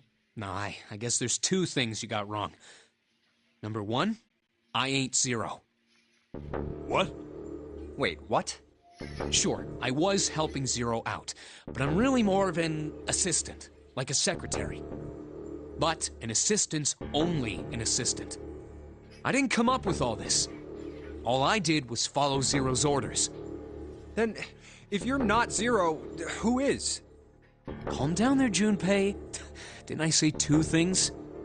you made one more mistake. Junpei, you just said all of this was revenge for what happened 9 years ago. That's why this nonary game happened. But that's not it. Revenge isn't the only purpose. There's another reason you guys were playing the nonary game. To save someone. Save someone? Right. You were brought here to help my sister. To save Akane. What the hell are you talking about? Akane is Jun, right? Akane Kurashiki died 9 years ago in this room. I was there. I saw... Yo! What? What the hell? Where is she? Where's Akane Kurashiki? Ugh! Oh, my head! My head, it feels like it's gonna pop. Seven! What the hell is going on? I don't know. I just... Oh! I swear to God, my head feels like it's about to explode! What was the Nonary Project? I'm sure you know already, but I'll tell you one more time.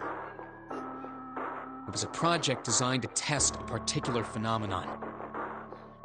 And what was that phenomenon? For two organisms to communicate with one another in the absence of physical contact. The morphogenetic field theory. Could human beings use these invisible fields to exchange information? That was what this experiment was conducted to determine. There were two separate locations. One was the Gigantic, and the other was a building in Nevada called Building Q. The 9 children trapped in Building Q were faced with numerous puzzles, copies of identical ones on the Gigantic. They were told to send their answers into the morphic field set and transmit them to their brothers and sisters on the Gigantic. The transmitters were put in Building Q, and the receivers were put on the Gigantic. Each sibling pair was supposed to be split up, but there was a mistake. Akane was a transmitter. She should have been in Building Q. However, for some reason, she was placed on the Gigantic with the receivers, like me. Perhaps she was mistaken for someone who was supposed to be in Group A. Whatever the case, Akane ended up on the Gigantic. I think I've told you enough. You get it, don't you? I'm pretty sure you know where this is going, Junpei. Where what is going? Don't play dumb. You know things you shouldn't.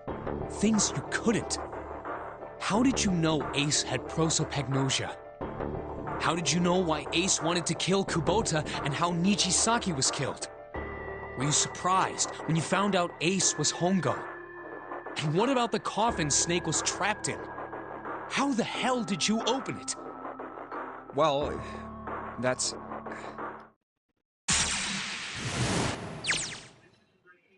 He knew because I knew.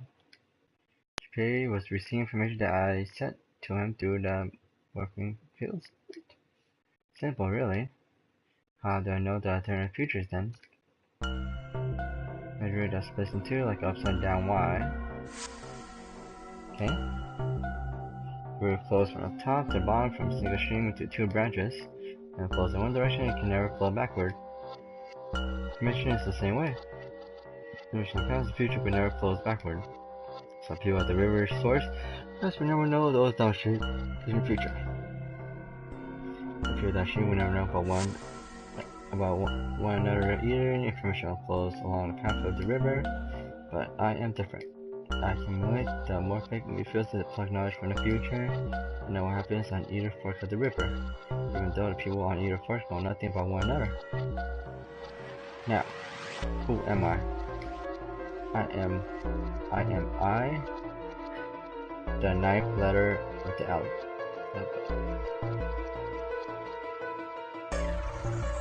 But I am also 0.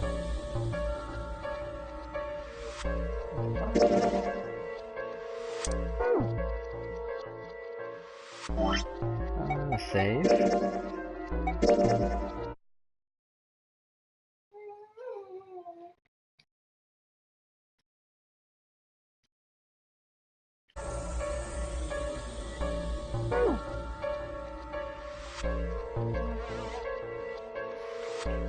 not true. I'm not real as 0, but yet perhaps you could say I am less than 0. 0 is my future. In 9 years, I will be 0.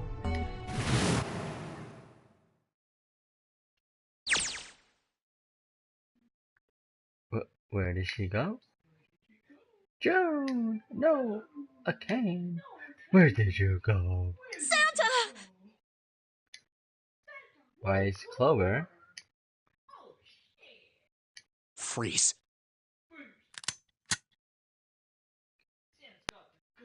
Ooh, she's gonna kill him.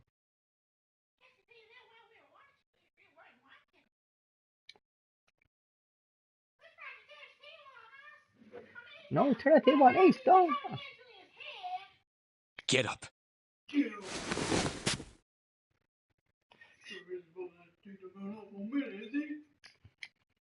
Ace isn't put up any kind of fight. I mean, I don't think, oh, yeah, but he just looks strange. I guess he's going for a door, huh? Doesn't need to verify to go through the door, but... Hey, what's your plan, Santa? What are you doing? Can't get through any number of doors but just to build. What the hell is he thinking? Didn't I tell you? I'm Santa Claus. It's time for me to go make a wish come true. That's it? That's all he's gonna give us? What the hell does that even mean? Shit, they're out!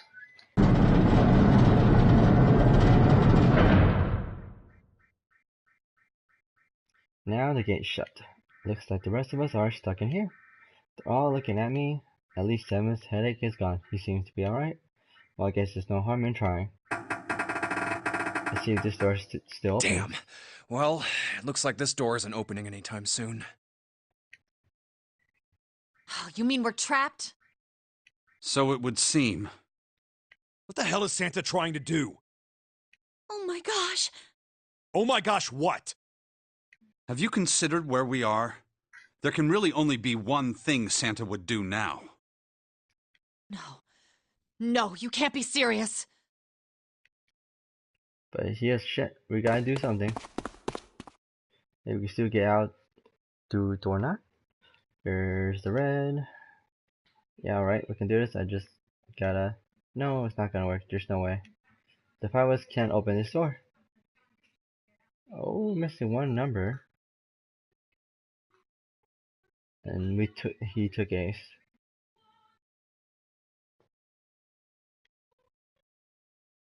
Junpei, can I borrow your pen and notebook?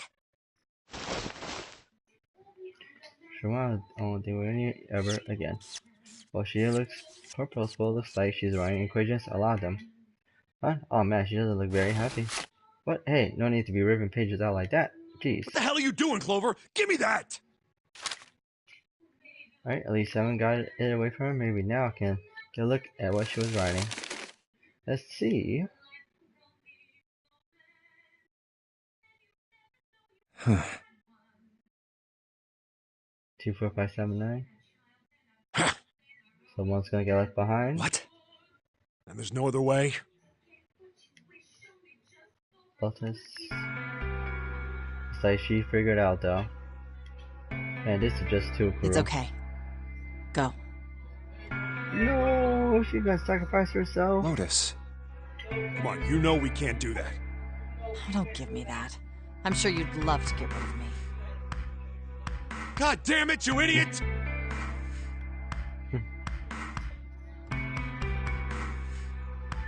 She's been bad. Without... if you're not... Look, it'd be bad, alright?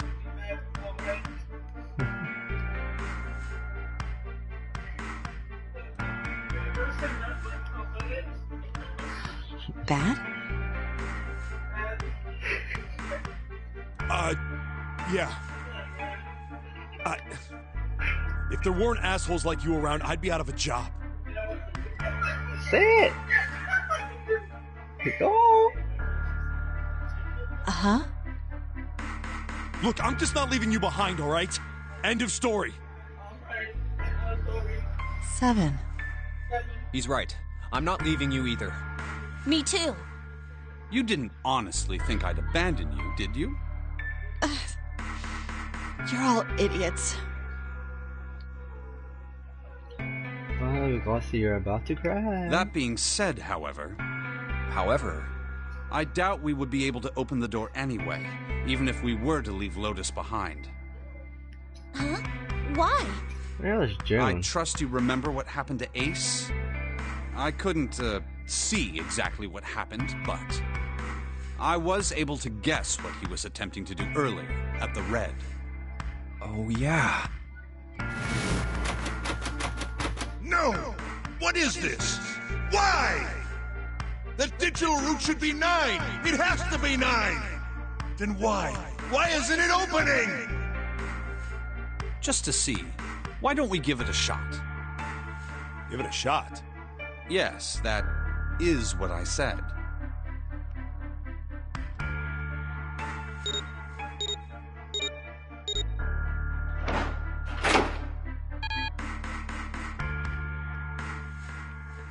You were right. It ain't opening. But it did open 9 years ago. The digital route was 9 then, I'm sure of it. You think maybe they changed the settings? Perhaps.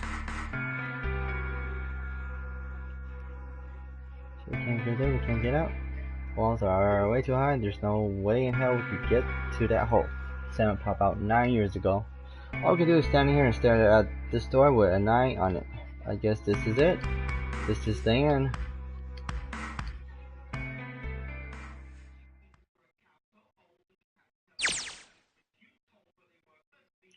I was watching a Akane vision. I watched everything that was reflected in his eyes. I was listening. Every sound that vibrated in his eardrums, I heard, smelled, taste, touch. I felt everything he felt. I knew everything about him. What he was thinking, what he was feeling, what he was sensing. All of his feelings and worries and fears became mine. My consciousness was inside of him. Through the morphine fused, we were resonant and we were as one. I was him, and at the same time, I was an observer. Started with a tremendous noise like a clap of thunder. That was approximately 9 hours ago. While I got off the ship we were on. That was when my resonance for him began. When resonance event melted into him and we became one. Inside of Junpei. Somehow I found myself in Junpei's mind 9 years ago in the future. I didn't lose myself. I was living in 2 realities at once. What? One was the present and the other one was the future. Perhaps you can think of it as 2 movies showing on the same screen at the same time. Eventually it became difficult to separate them and determine which movie is which. However, if I concentrated, I was able to focus on one or the other. That was why I was able to grasp what was happening in front of me. Come on, over here! The kids.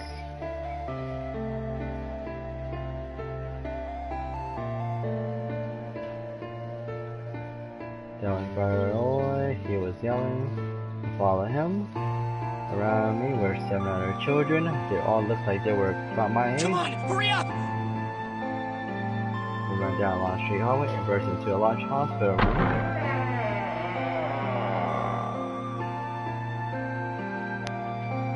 Everyone was arguing. 2 of the boys got in a fist fight. Girl watched them begin to cry. I wanna go home, she cried. I wanna go home. Another girl slapped the crying girl and glared down at her. It's been 2 hours since another game began. We were starting to fall apart. But just when all hopes and lost, Light started talking. He was blind. 9 years ago, we could call him. Hello? Everyone? Could you come over here for a moment? He saw that most of us in his voice had authority and dignity. If I sat down, we gathered around I him. have a little sister. She is very important to me. Right now, she is over in Building Q and is desperately trying to send information over to me. Her name is Clover, and today is her 9th birthday. As he spoke, he pulled something from his pocket. In his hand were 9 4-leaf clovers. I was going to give these to her as a birthday present. I was outside picking them when I was abducted. I'm sure I've already told you, but I am blind.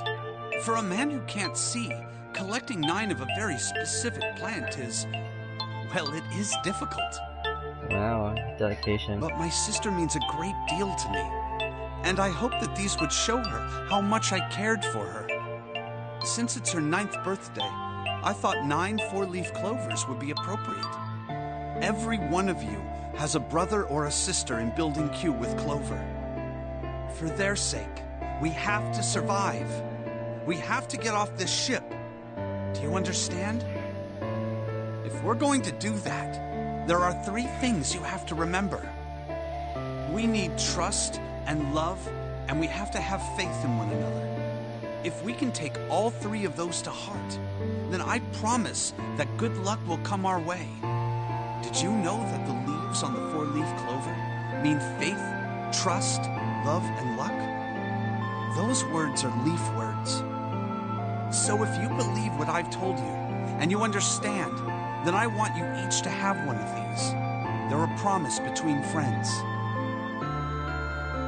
After each one of took on to, Reggie, who was left with only a single 4-leaf clover, had one last thing to say. Don't ever forget, so long as you have that, we will always be connected. Do you understand? We finished the session up only a few minutes before it was done. We were calm. And then we ran on the ship for a while longer and opened several rows of number doors until we finally found a door with a number 9 on it. In fact, there were 2 doors with 9 on them when we found them in a shuffle. Then the 2 groups and walked through the doors.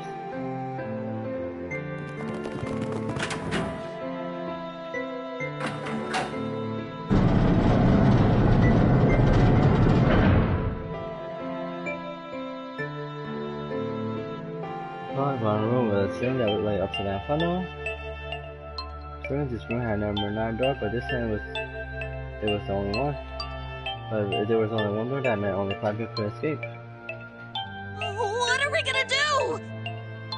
There aren't any other doors. We began to panic, then as things had not gotten bad enough for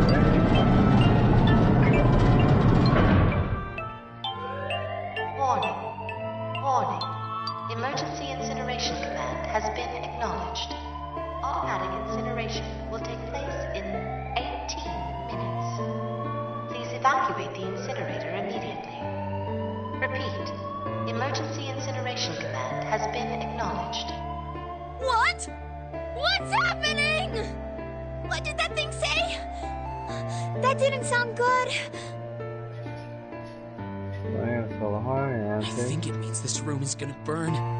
Burn! The plaque on the door says incinerator. And the guy said that the incineration is about to start. And incinerate means to burn. No! Help me!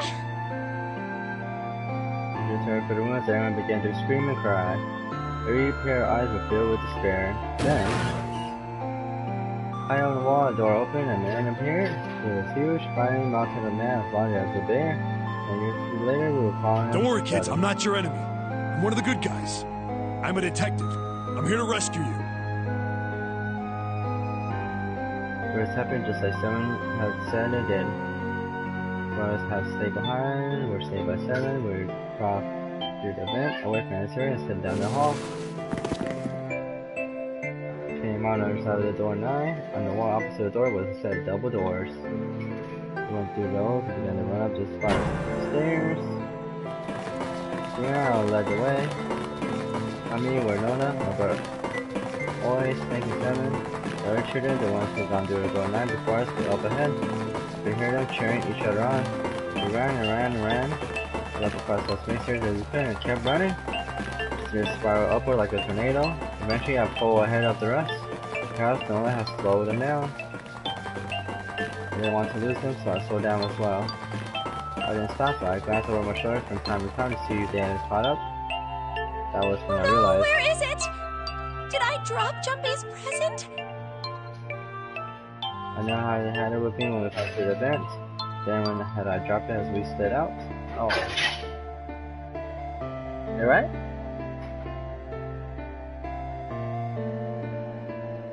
I had to go back, I had to, but I knew I couldn't tell the others. They would stop me, I was sure of that. I didn't stop to think, I slowly moved. We went to the central hall, the one that was connected to all the other areas of the ship. I in the shower, 10 months later, I felt a rush of wind as they ran past me up the staircase. Oh. Fuck. I waited until they were outside and then I ran. I moved as quietly as I could, down and down and down. Finally, I reached the bottom deck. Ran to the hallway and looked around. There it is!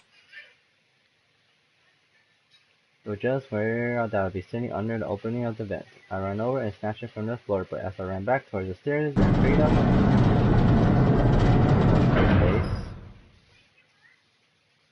the door to the stair opened and a man stepped out. It was Hongo, Gentaro Hongo. 9 years later, we'll call him Ace. Ah, how wonderful to see you decided to come back. Smile made my blood run cold. It looked mechanical as someone pulled up the corners of his mouth. We must continue the experiment. Shook my head, my eyes open. Slowly I began to walk backwards.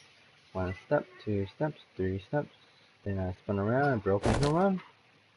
I let go. Hongo's hand closed over my left wrist. I said, come with me. Towards the edge of the setting, his voice now. I pulled as far as I could. No! Stop! Let go of me! Let go! Shook my body and I felt my arms, trying desperately to get Hongo to let go of me. But I was still only trying. I was no match for a man like Stop Hongo. struggling, goddammit! Do as I tell you!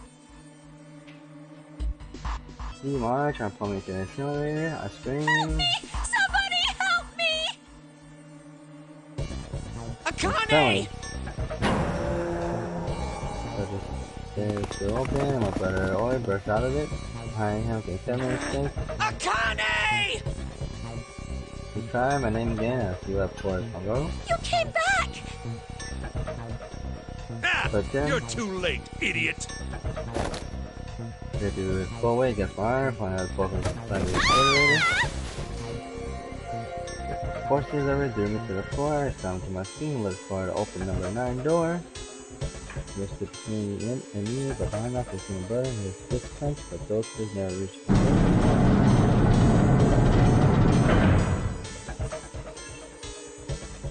The cold, heartless screech of metal on metal, the door slammed shut.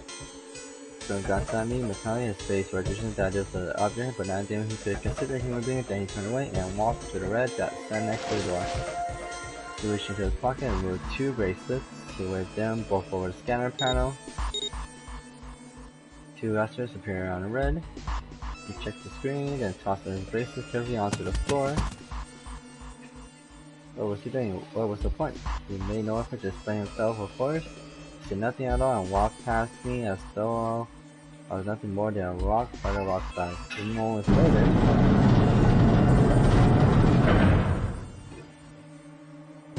the 2 other doors stood shut as well.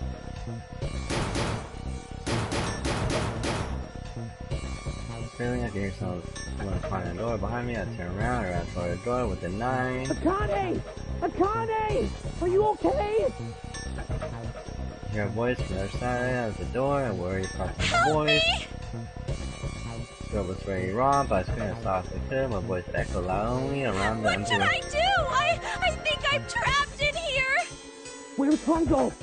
He went out the other door! What? Then it started again. Warning, warning. Emergency incineration command has been acknowledged. Incineration will begin in 18 minutes. Please evacuate the incinerator immediately. Holy shit. Man, I knew what I was gonna say, but this is one hell of a crab. I knew it! It's starting. Santa started the incinerator. Fuck! Man, I never thought I'd hear that damn voice again after 9 years. What the hell? What the hell? What in God's name are you talking about? It's 9 years this and 9 years that, and when it's not 9 years something, then you're talking about some sort of fucking experiments. You aren't making any sense. I'm sorry, Lotus, but we really don't have time to explain it right now. I promise, I'll tell you everything once we get out of here. But... Incineration will begin in 17 minutes. You know what that means, right? Incinerate means burn! what kind of idiot do you think I am? I know what incinerate means. I don't think I know. Holy shit, still 4 more. Well, God damn it. Okay, fine. I won't ask anything else. Talk about whatever you want. But you have to do something for me. 7, figure this out. What? Why me? Just shut up and stop this thing. How the hell? There has to be some sort of emergency shut-off button. There isn't anything like that. How the hell do you know? Because I looked for it 9 years ago. Yellow isn't happy about that. Can't really blame her. Wait. 4. It's moving. Oh. What else can I say about it? What the hell is that? What is that? What is that? What else could I say? The floor opened and the machine rolls up out of it. Looked like a computer. At least it kind of did. There was a monitor, a keyboard, and a cross-shaped device of some kind. But the machine scared me, but I forced myself to walk up to it. I was terrified. No, you eat first. You eat first. There's lettuce. Now I'm making myself. Terrified, tears poured out my face. I wiped them out, and as more took the place and pushed myself forward. Finding a reach it, I look at the screen. It was blank. I saw a small, reflecting face staring back at me from the glass, drenched in tears. All I see on the screen is a reflection of my own face. Looking kind of freaked out. I know I'm sweating like crazy, but seeing it kind of drives it home. Okay, Junpei, just calm down, alright? Everything's gonna be okay. Man, I wish that thing would just shut up. Incineration will begin in 15 minutes. Alright, back to this thing. It's only showing up now, that's gotta be important. But what the hell am I supposed to do with it? Hey, move! Yeah, hey, we're all tense lady. That doesn't mean you get to shove people around. It's turned on. There's nothing on the screen, though. Oh, this is bad. This is really bad. If there's nothing on here, how are we supposed to do anything with it? Sure, just push a button. I'm sure that will. Huh? Well, at least it's on now. What's on the screen, though? What is this?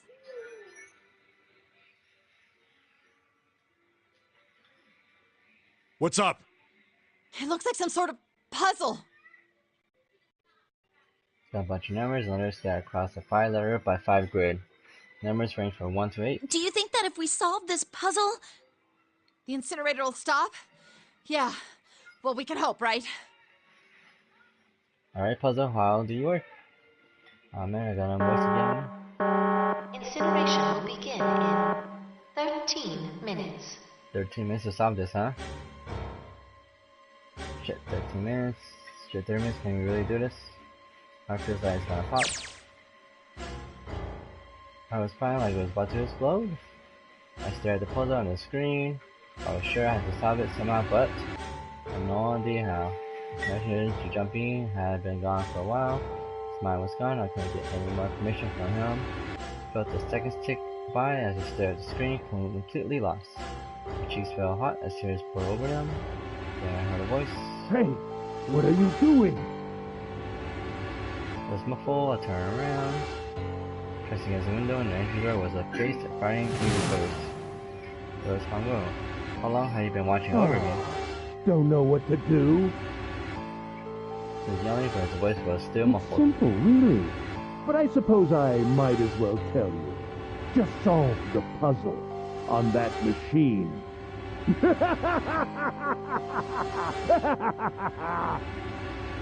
His laugh was muffled by the door, but it still tore at my heart like the claws of a vicious monster. Bimala and glare hunger, showing to hold back hot tears. You're a terrible person! I hate you! Oh my! How could you call a gentleman such as myself a terrible person? That's not very nice. I'm quite fair. I don't use tricks or play dirty. You see? I've even left you a way out. a way out? Didn't you hear me? All you have to do is solve that puzzle. Do that, and you can stop the incinerator. What's the point of stopping it? You'll only capture me and make me do this all again. I'm not going to listen to you. If you're just going to throw me back in here, I might as well just die now. My goodness, haven't you listened to anything I've said? I told you, I'm a fair man. Huh? If you solve the puzzle, the verification function of the red will in turn activate. If this experiment is to deliver valid results, there must be a chance of success. If you succeed, you will escape. The verification function of the red? I remember. Finley has got to burst into the red. Ah, so you do remember. Right now there are 2 numbers in the red. The first is 1, and the second is 3. Hey, Akane, what's your number? Look down on that hand. Here's my place to show a 5. 9. Out the door with the number 9 on it. I grab the red from the scanner panel. You really aren't one for listening, are you? And a thoughtful voice from across the room. I've already told you, didn't I? Once you solve the puzzle, the verification function of the red will activate. In other words, if you haven't solved the puzzle, you can't enter your number. What kind of fool are you? Why are you doing this? You could never understand. You don't know what it's like to spend every day surrounded by monkeys. Now start the experiment. Solve the puzzle. I can't! I don't know how! Of course you don't. Isn't that the point? You understand, don't you? Access the morphogenetic field and find the solution. I can't! Then you'll die. You'll burn alive. It's gonna be quite hot in there in a few minutes. I imagine it will be very painful.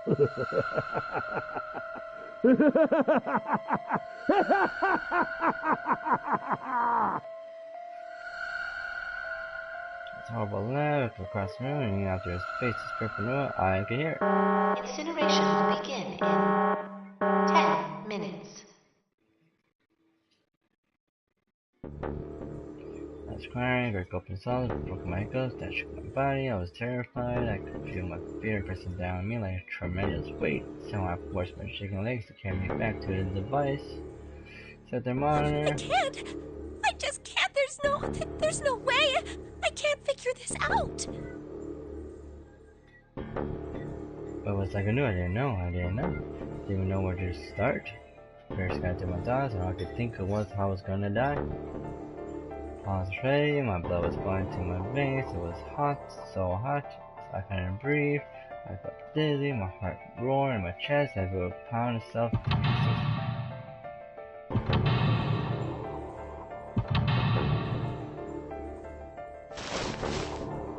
Reached into my pocket, I wrapped my hand around the thing I had come back to get, the doll Jumpy had given me. At least I had that. I held it tight with both hands and prayed. Help me! Jumpy! Help me! Help me! Help me! Jumpy! Jumpy! Jumpy! Please! Help me! Jumpy! Akane? Akane? Who the hell is Akane? Shut up! Just shut the hell up! Some others don't understand. I think Clover and Snake have an idea though. Clover's looking at me, and I think Snake may have figured it out. No, it doesn't matter. They're in my way. Where did she go? Maybe over here. Akane! Akane! Can you hear me? Akane! Say something! But did something break our connection? I swear I just heard her. Shit. Akane! Answer me! Akane! Jumpy? Spun around, I heard a voice, his voice. I looked around, he was in the room, of course. I heard it so clearly, like he was right there. Screamed as loud as I could. Akane! Jumpy! That's her, she's there. From the past and future, then that means... Akane! Akane! Are you in the incinerator right now? Yes, I am! How? How did you know? I can't believe that he knew that. Now I understand what Right. sentiment. There's only one way to help her. You were brought here to help my sister. To save Akane. I think I get it now. Incineration will begin in 7 minutes. Chubby, we don't have time! Screw Yasuka, I told him that I had to solve the puzzle in order to stop the incinerator. Got it! And I do. I get everything now. At last, I finally understand what all this means. I know why our game was held today. I know why we were kidnapped and brought here. It was all for this moment. All this was planned out to lead to this one moment. Oh my god. This is insane. I can't believe there's only one possible answer. June is. Zero is. Okay, Kuroshiki. She recreated the history of the future that had a glimpse of 9 years ago.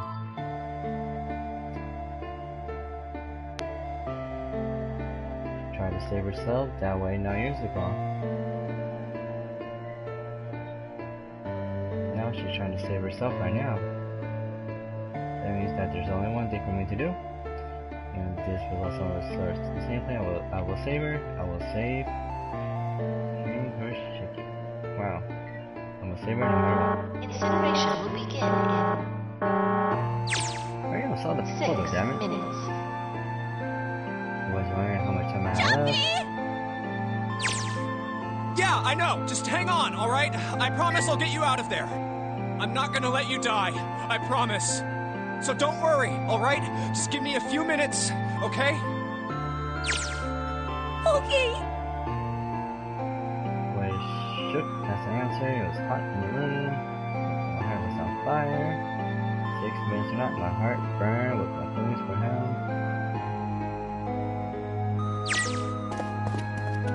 Alright, time to get to work, Junpei. Snake talking to them about something? Whatever, it doesn't matter. Get out of my way. Hey, what are you... Just trust me, okay? Sir Leonard doesn't need me to stand out there. There's a lot more at stake here than your pride. Apologize later, alright? Now let's have a look at this thing. We got numbers over this grid. I think the panels are out of order, so I just need to switch these numbers out. Staring at it isn't going to accomplish anything, I just have to try it. Just think of what I did all those times before. I'm gonna do this on my own, with my own mind. I'm gonna solve this problem.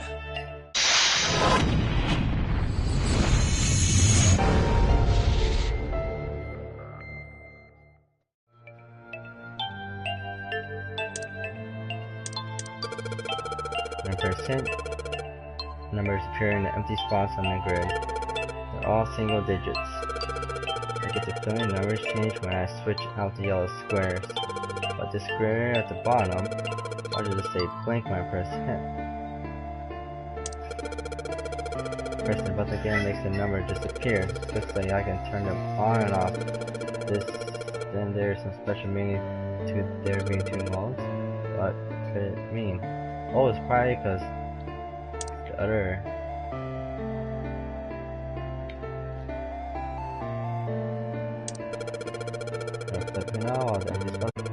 Something they're supposed to match? Yeah, to make sure the number of squares is the same.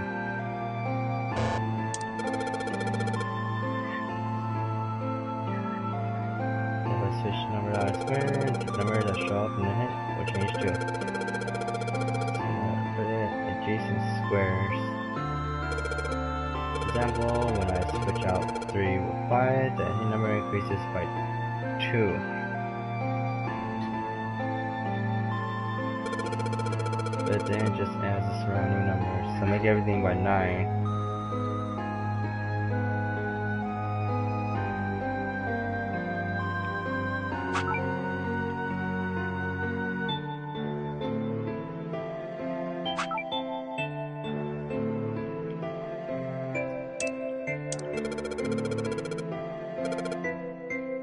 So most answers should be 2 digits.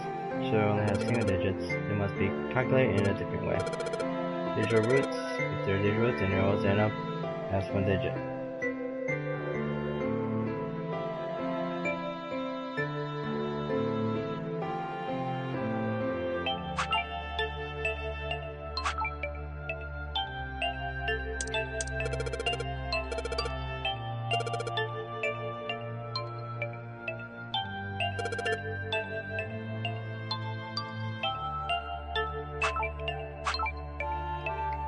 password.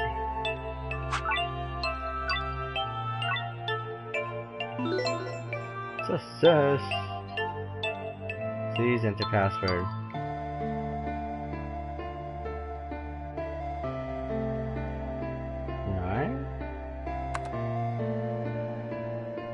Shit.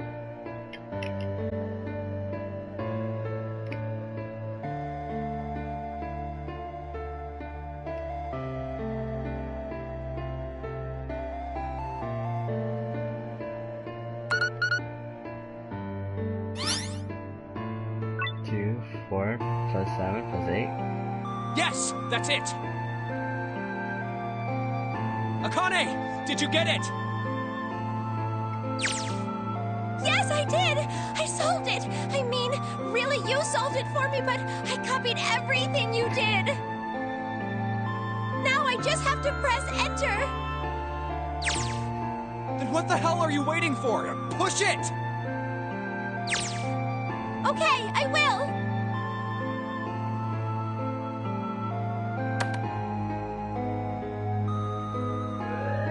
Emergency shutdown command has been confirmed. Incineration system has been disabled.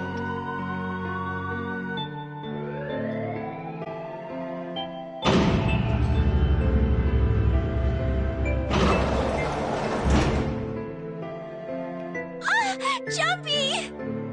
It worked! It worked! The incinerator shut down! It worked! Tears for our face of crying out, but they were very different sort of tears. A wonderful feeling of accomplishment and relief flooded my body. Since then, with strength I had left to spare, I collapsed to the floor. For a while, I just lay there, laughing and crying, and enjoying being alive. Every time I thought about it, my heart would burst. Whew.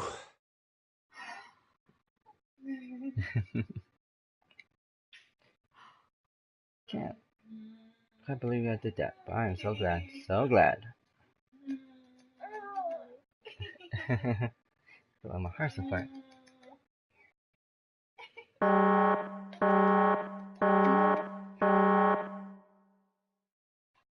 No, I don't have time to be thinking about that kind of shit. I need to tell Akane. Akane! Sorry, but things are kind of busy over here. I'm gonna have to hang up now, okay? Oh, of course! That's fine! Right now, I'm usually, even though I know he can see me, then I look over at the corner of the room. There were 2 bracelets I'll be left behind. Do scan the door. Now. Well, some learners don't look particularly happy with me. Now, a very nice look to give someone who just saved your life. Junpei, are you... Okay? Ah, shut it! Right, okay, so maybe they have reason to be pissed off. So what if I haven't pressed enter key yet? Alright, that thing holding me back now. Here it goes. Wait. Incineration will begin in 90 seconds. Oh shit. It doesn't sound like it's stopping. What the shit? Why isn't it stopping? Okay, maybe I didn't hit the QR note, just hit it again. And again, and again. Okay, that's not working either. The alarm's still going off. What the hell is going on? All the right numbers and the right box is perfect. But why the fuck is this thing stopping? Incineration will begin in 60 seconds. Come on, game. Wait, of course. That's what the numbers that show after the puzzles mean. 2, 4, 6, 11, 12, 20.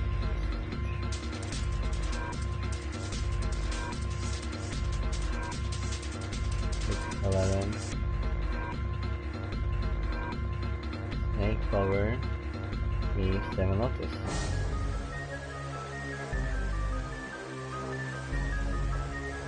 Oh, that is clever. Then, go 9. Oh, that's it. Number door is a 9. Not even number. It is hidden, but an exit can be found. Seek a way out. Seek a door that... Oh shit, of course. Put in the order. Throw our numbers into the red and... Incineration will begin in 30 seconds. Run, guys! Get to the door! Run! Oh shit, oh shit, oh shit, oh shit. Don't have much time. Man, I sure they could just trust me on this one or we are all fucked. Alright, know the plane, just Quick! go. Verify your numbers on the red! Verify? Who? What combination? All of us! We all need to verify! Should've done this from the beginning. You really think this is a good time to ask questions? Just do it! Hurry, hurry, hurry, hurry, hurry. Incineration will begin in 10 seconds. 9, 8, 7, 6, 5, 4, 3, 2. Central gate has been opened. Incineration system has been disabled.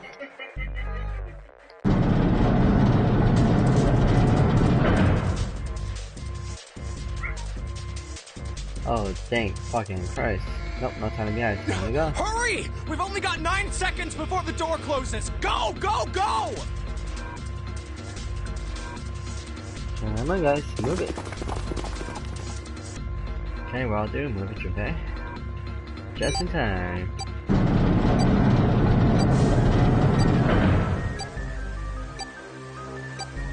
And there goes the door. Nope, don't calm down yet. You're not done. Still gotta find the dead.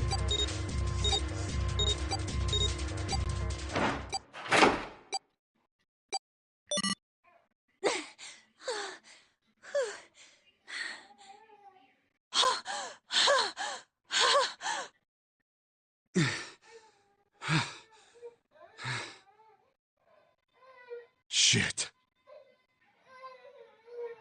Huh. Looks like we made it, huh?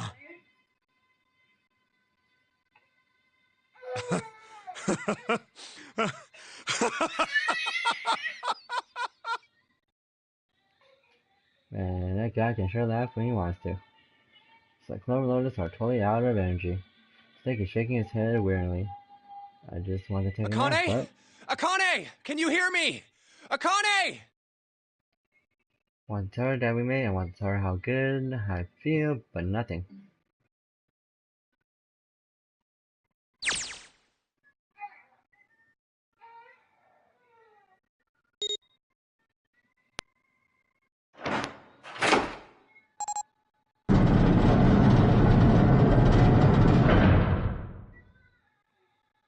Door open, standing in front of it was my brother. Akane! Oi! Cried his name, though my voice was almost gone from screaming, and leapt into his arms. Oh, oi! Akane! His face and his chest and cried again. Cried, cried, cried. Steady dump of his heart made my heart feel like I was home. His beat was almost like a lullaby. Wrapped my arms around him as far as they would go and held him as tight as I could. Just to be there felt like a miracle. I felt the warmth of knowing him by in what I seemed like an eternity. I just wanted to stay there in his arms forever. But I couldn't. When I passed through the door, my bracelet had begun to count down to death. Oh shit. I leapt toward him and looked around. The door had already closed. About the dead only a short distance away. It took me a moment to get to and scan all the bracelets. I left the ones Chloe had dropped on the center panel. Okay, that was it.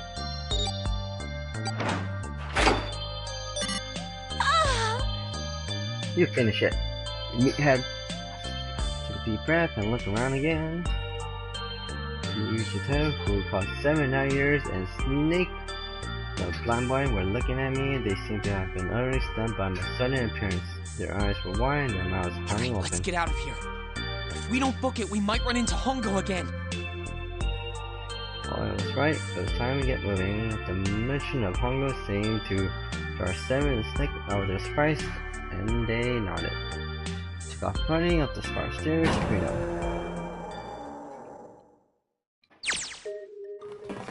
Time for more running. But they can get us out here, no wonder we're running so hard. The heart is beating so hard I can barely hear. God, I can't even wait to breathe real air again. Huh? Is Seven talking? Hey, Junpei, can I ask you something? What's up? That door, the one with the 9 on it. Why'd it open? Yeah, all 5 of us verified our numbers on the red. 2 plus 4 plus 5 plus 7 plus 8 is 26. That makes our digital route 8. It shouldn't have opened. That's not like you, Lotus. I thought you would have figured it out already. Huh? Why? Because you were the person who taught me about the idea of bases. Bases? Yeah. What are the 2 numbers in base 2? 0 and 1. How about base 10? That goes from 0 to 9, right? Then how about base 16? 0 through F. After 9, it starts at A and goes from there. B, C, D, etc. You're right. In other words, A in base 16 is 10 in base 10. B is 11, C is 12, D is 13, and so on. So, what about it? You don't get it? What if we keep going with that pattern? What if you go way past base 16 all the way to base 27? Base 27? Yeah. Well, the numerical digits are the same. So, I guess you'd add alphabetical digits. E is 14, F is 15, G is 16. H is 17, I is 18, J is 19. K is 20, L is 21, M is 22. N is 23, O is 24, P is 25. Yeah, and? What comes after that? Q. 26! And what does that mean? Wasn't a 9 on the door. It was a Q! A fucking lowercase Q! Oh shit, that's fucking clever. Yep, that's pretty much it. I guess to put it another way, you could say that it was a 9 in base 10, but a Q in base 27. Yeah, for more money. God, my guys are killing me. Sorry anymore, now I'm gonna tear muscle. Yeah, this game is so fucking clever. Time for air. Yeah, any breath I take is a chore now. Feel like my lungs have numbers, maybe just a short rest. No, can't stop, don't have time. My legs, there can't be any more of these steps left. Let's run like a bullet down a rifle barrel, like a tornado cutting through a sea of clouds. Feel like we're running along the back of a giant coral dragon, finally.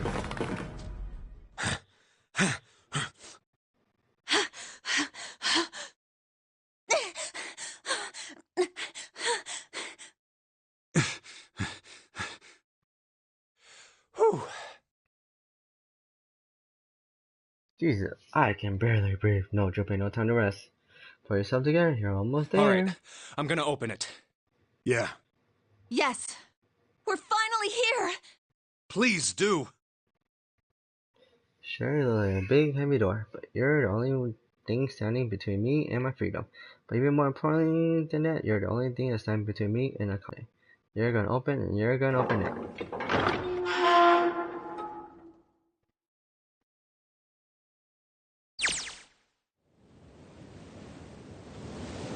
So, a hand on my shoulder.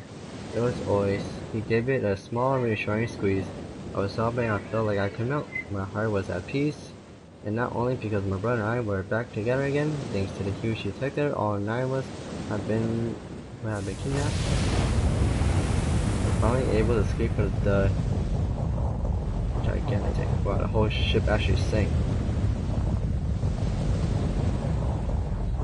Distant horizon, we see the faint outline of the ship as it sank. It gave a thunderous roar as it finally slipped beneath the waves. That last cry goes out the ocean, then it was gone. Yeah.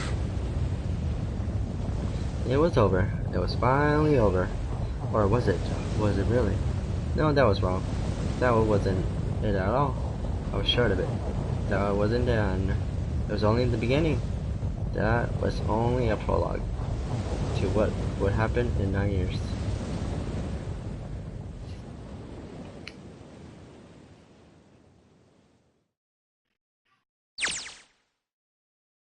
Yes, finally, air. God. Damn, that sun is bright. I can barely see anything. Huh, I gotta admit, this doesn't look quite like... Wait. No way. You had... You've gotta be shitting me. What? Are they in Nevada? It can't be. This is... Desert? Replica, huh? Middle of nowhere. This is the building in the Nevada desert. the mock experiment building. Oh my god. This whole time we were in Building Q. Sure enough, that's a desert out there with mountains all around it. Hello there, son. Boy, am I ever glad to see you. I don't think I've ever been so happy to see a sunrise. Huh. But did I just hear something fall? The watches. Right, our bracelets.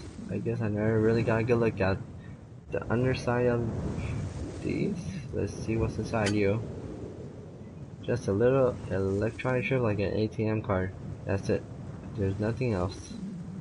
Nothing that even looks like a detonator. There's never a detonator to begin with. Then how did that guy explode or die? Figures. Jumpy.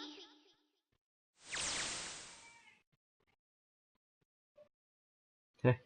Guess I must be pretty crazy about that girl if I think I'm hearing her voice in the wind.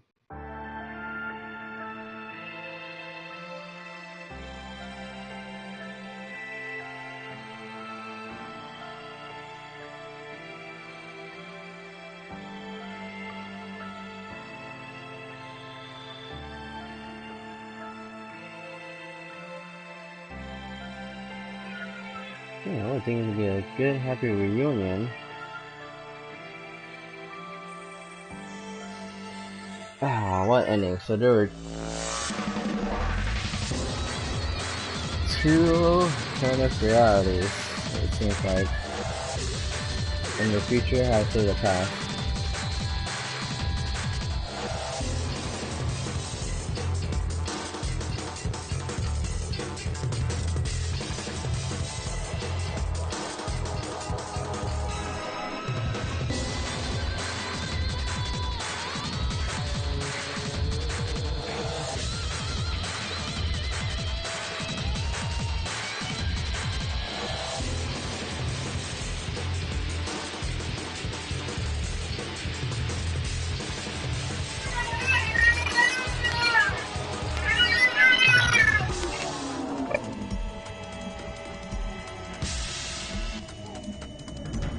Ellie, it's okay. It's okay.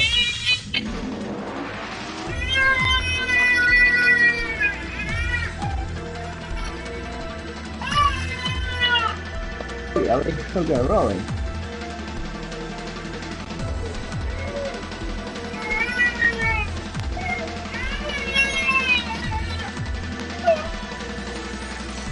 I know, she's so good. She just roll like it's nothing.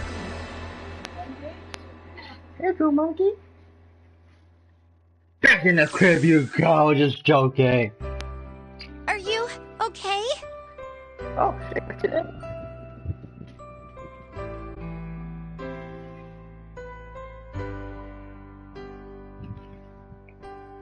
Oh, come on. This is nothing. Really? Yeah. You don't look okay. It was just before the end of the elementary school. Jared and I were sitting next to each other on a small hill looking down the town with the sun slowly How does it set. look then? It was half serious and half joking. Thought about it for a minute first. Well, let's see. Holy shit, he got beat up. It looks like you kissed a toad and got warts, but then they just kept growing and growing and growing. What does that even mean?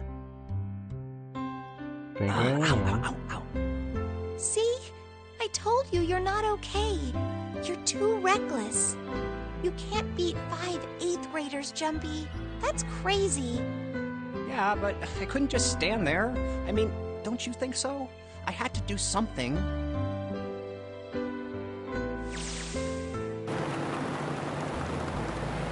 Look at a Nevada desert go past. For an SUV, this thing has a pretty smooth ride. Sure, it was a nice someone to leave it for us outside the building. Keys in ignition and gas in the tank, almost like it was a present, you know? Alright, we jump in and now here we are, screaming across the desert. Loader's over there in the passenger seat. Snake and Seven and I all squeezed in the back seat here. I still can't believe we let her drive. Woohoo! This is so fun! This is so awesome! Driving is so great when there's nothing around, and there's no speed limit. Hey, Clover, watch those bumps, all right? This car jumps even a little, and I think I'm gonna get crushed to death. Hey, shut it. I can't help if I'm big, all right? Suck it up. Why don't you drive, Seven? I'm a cop. I ain't gonna break the law. He doesn't have an international license. Yeah, but you could have sat in the passenger seat. Oh, hell no. There's no way I'm giving this seat up.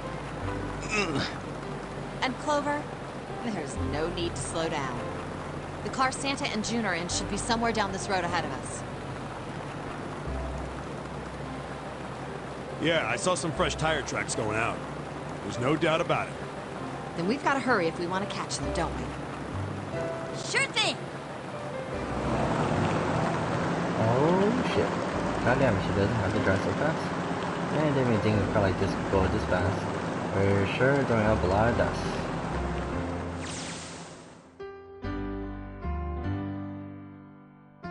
It was a couple hours after we run to junior high students.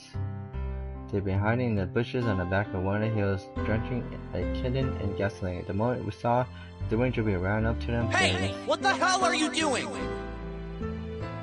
And he jumped on them. He quickly scooped up the kitten and tossed it to me, caught it, and ran for the police station as fast as I could. Help me!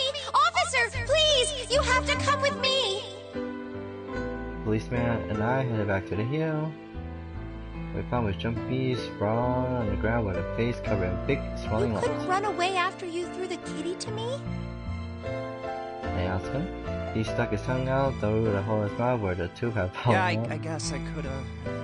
Then why didn't you? I didn't want to. I wanted to beat him up. Beat him up real good. Because of what they were doing to the kitty. Yeah, that too, but I think they were the ones behind those murders our first semester. Remember? Oh, you mean the bunnies. Yeah. Aww. Bunnies. Plucked some grass from the ground and tossed it into the They wind. asked me what elementary school I was from, so I told them. And then they said they'd do the same thing to you that they did to the rabbits. I couldn't forgive them for that, so I...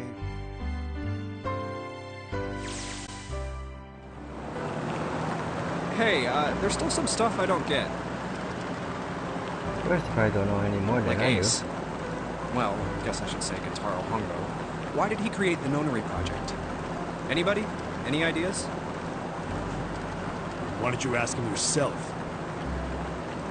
Well, yeah, I guess I could. He's still in the trunk, I assume? Yeah, yes, he's in the trunk. He was tied up on something with his mouth taped shut. His eyes just look empty, no emotion. Just like he just given up. I wonder if he ever cares what happens to him anymore. Were you listening to us? Yeah, go ahead and try to pretend you weren't, you old bastard. Let's go, let's get that shit off now. Come on, I know you were. Answer me. At least look at me when you talk, man. I only wanted to see the faces. Human faces. I thought if I could gain the ability to access the morphic field set, then perhaps I could see faces. By peering into people's minds, you could understand how they were processing the expressions of others. That's it? Yes. If you want to put it simply, and if you are looking for a more philosophical answer, I can supply that as well. You see, the human collective consciousness... I think that's enough out of you, pal. Time for the tape to go back on. Alright, so what's your second question? You said there were some things you didn't get, didn't you? Somebody's a little noisy. Well, my next question doesn't really have anything to do with you two. This is for you, Seven. It's about the whole Alice thing. What's the deal with that? Well, see, 9 years ago, after I escaped from the Gigantic, I kept going after Hongo on my own. I catch up when I finally slipped up. And during the course of my investigations, Learned a lot more about the Gigantic. I also found out about Bourdain and Alice. You're not really answering my question. Was there actually a girl who wouldn't melt at room temperature?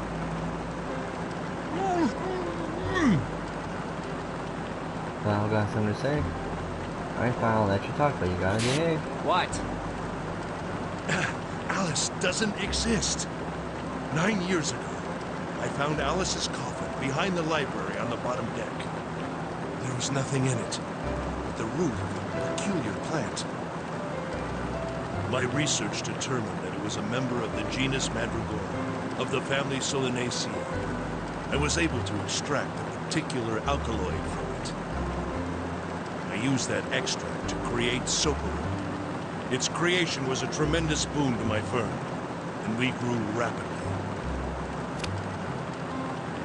This is gonna go on forever. He's gonna go back on hobby. Where's some questions can wait a bit. For now, I think I'll just enjoy the ride.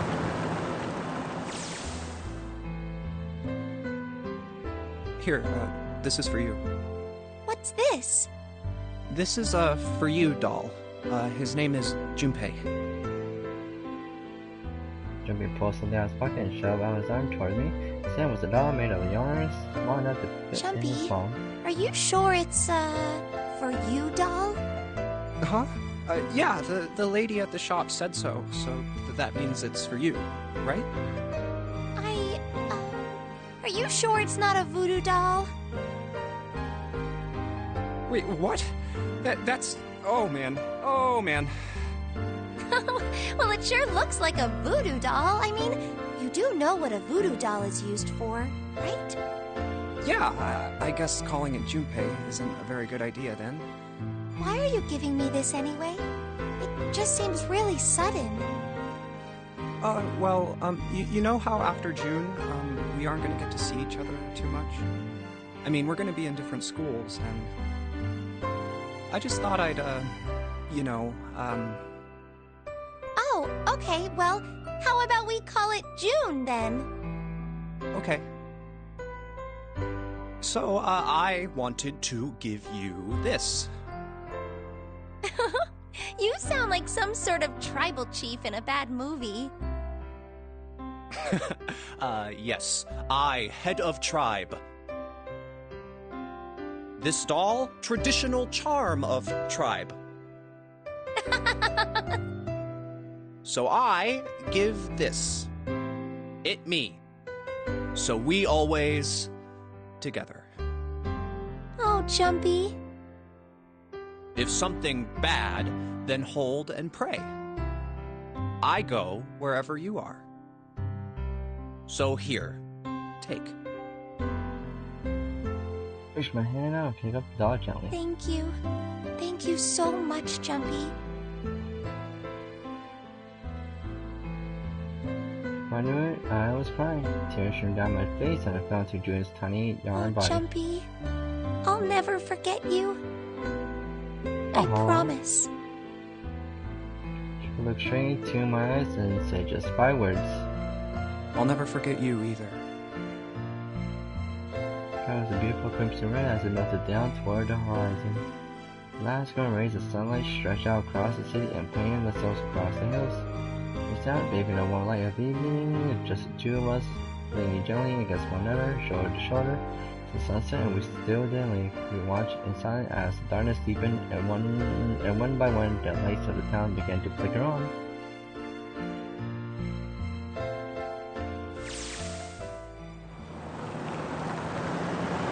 There's still one thing I don't get. To be honest, it's the biggest mystery as far as I'm concerned, and also the only one that's really important. Has to do with June and Akane. Maybe though she died in an incident of that Gigantic, but she's still alive now. Where's June? Or how? Is it because I tapped into an amorphic field set and saved her 9 years ago? Alright, let's say that makes some kind of insane sense. If I did that then, how do I make sense of what 7 remembers? Snake makes sense, he's blind. He couldn't have seen her body anyway. The 7, he said he was sure he saw it. Does that mean there's some kind of historic discrepancy? Or wait, maybe that's not it at all. There's one other logical explanation. Was when you told me the truth, Seven? You look satisfied. No, no way. He couldn't. Hey, look! Over there! There's somebody next to the road. See, he lied to Junpei, so he tapped into the work mindset and saved June? What? Hmm?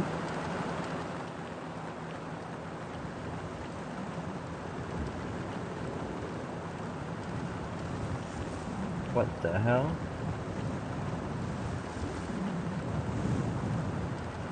Oh, baby.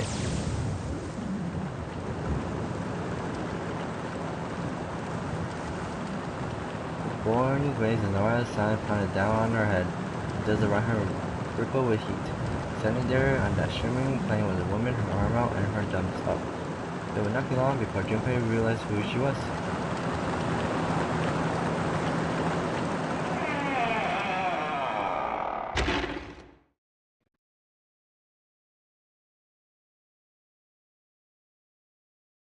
Oh, what a cliffhanger.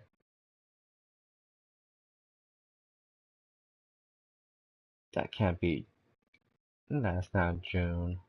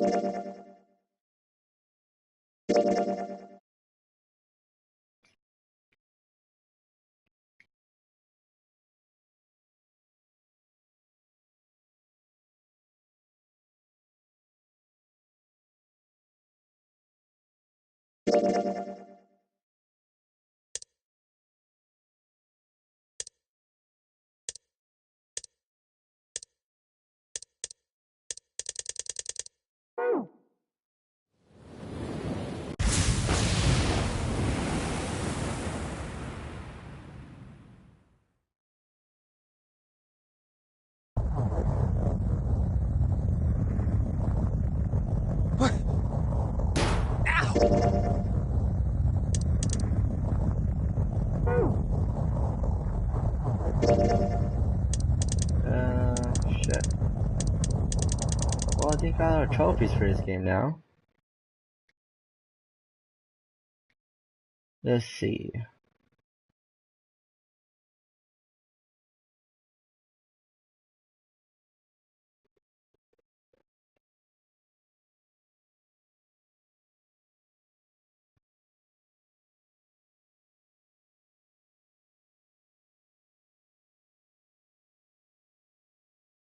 Oh yeah. Okay, that's the ending of 9 hours, 9 persons, 9 doors. We got the true ending. Thank you guys for watching. I hope you enjoyed the video. I'm curious about the coughing ending though. What is that?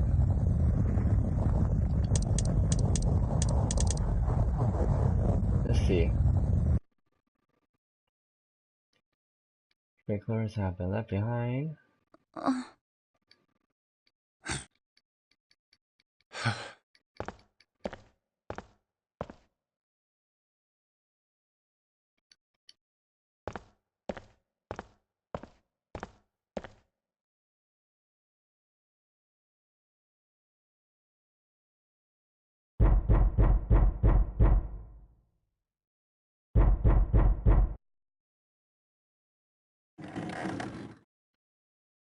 Okay, there's no point doing this. Do you think we have to put in the right password or it won't open? Let's stop. I can go back to the main menu, huh? That's kind of stupid. Save. No. Let's put yes. Can I look at the endings?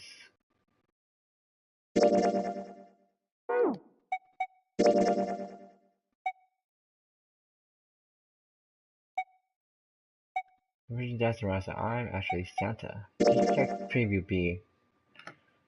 Point down.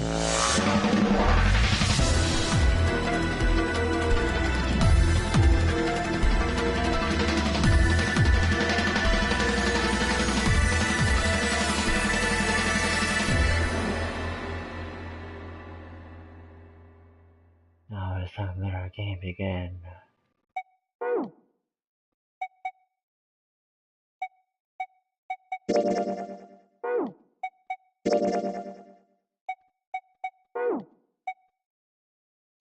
Look at the ending.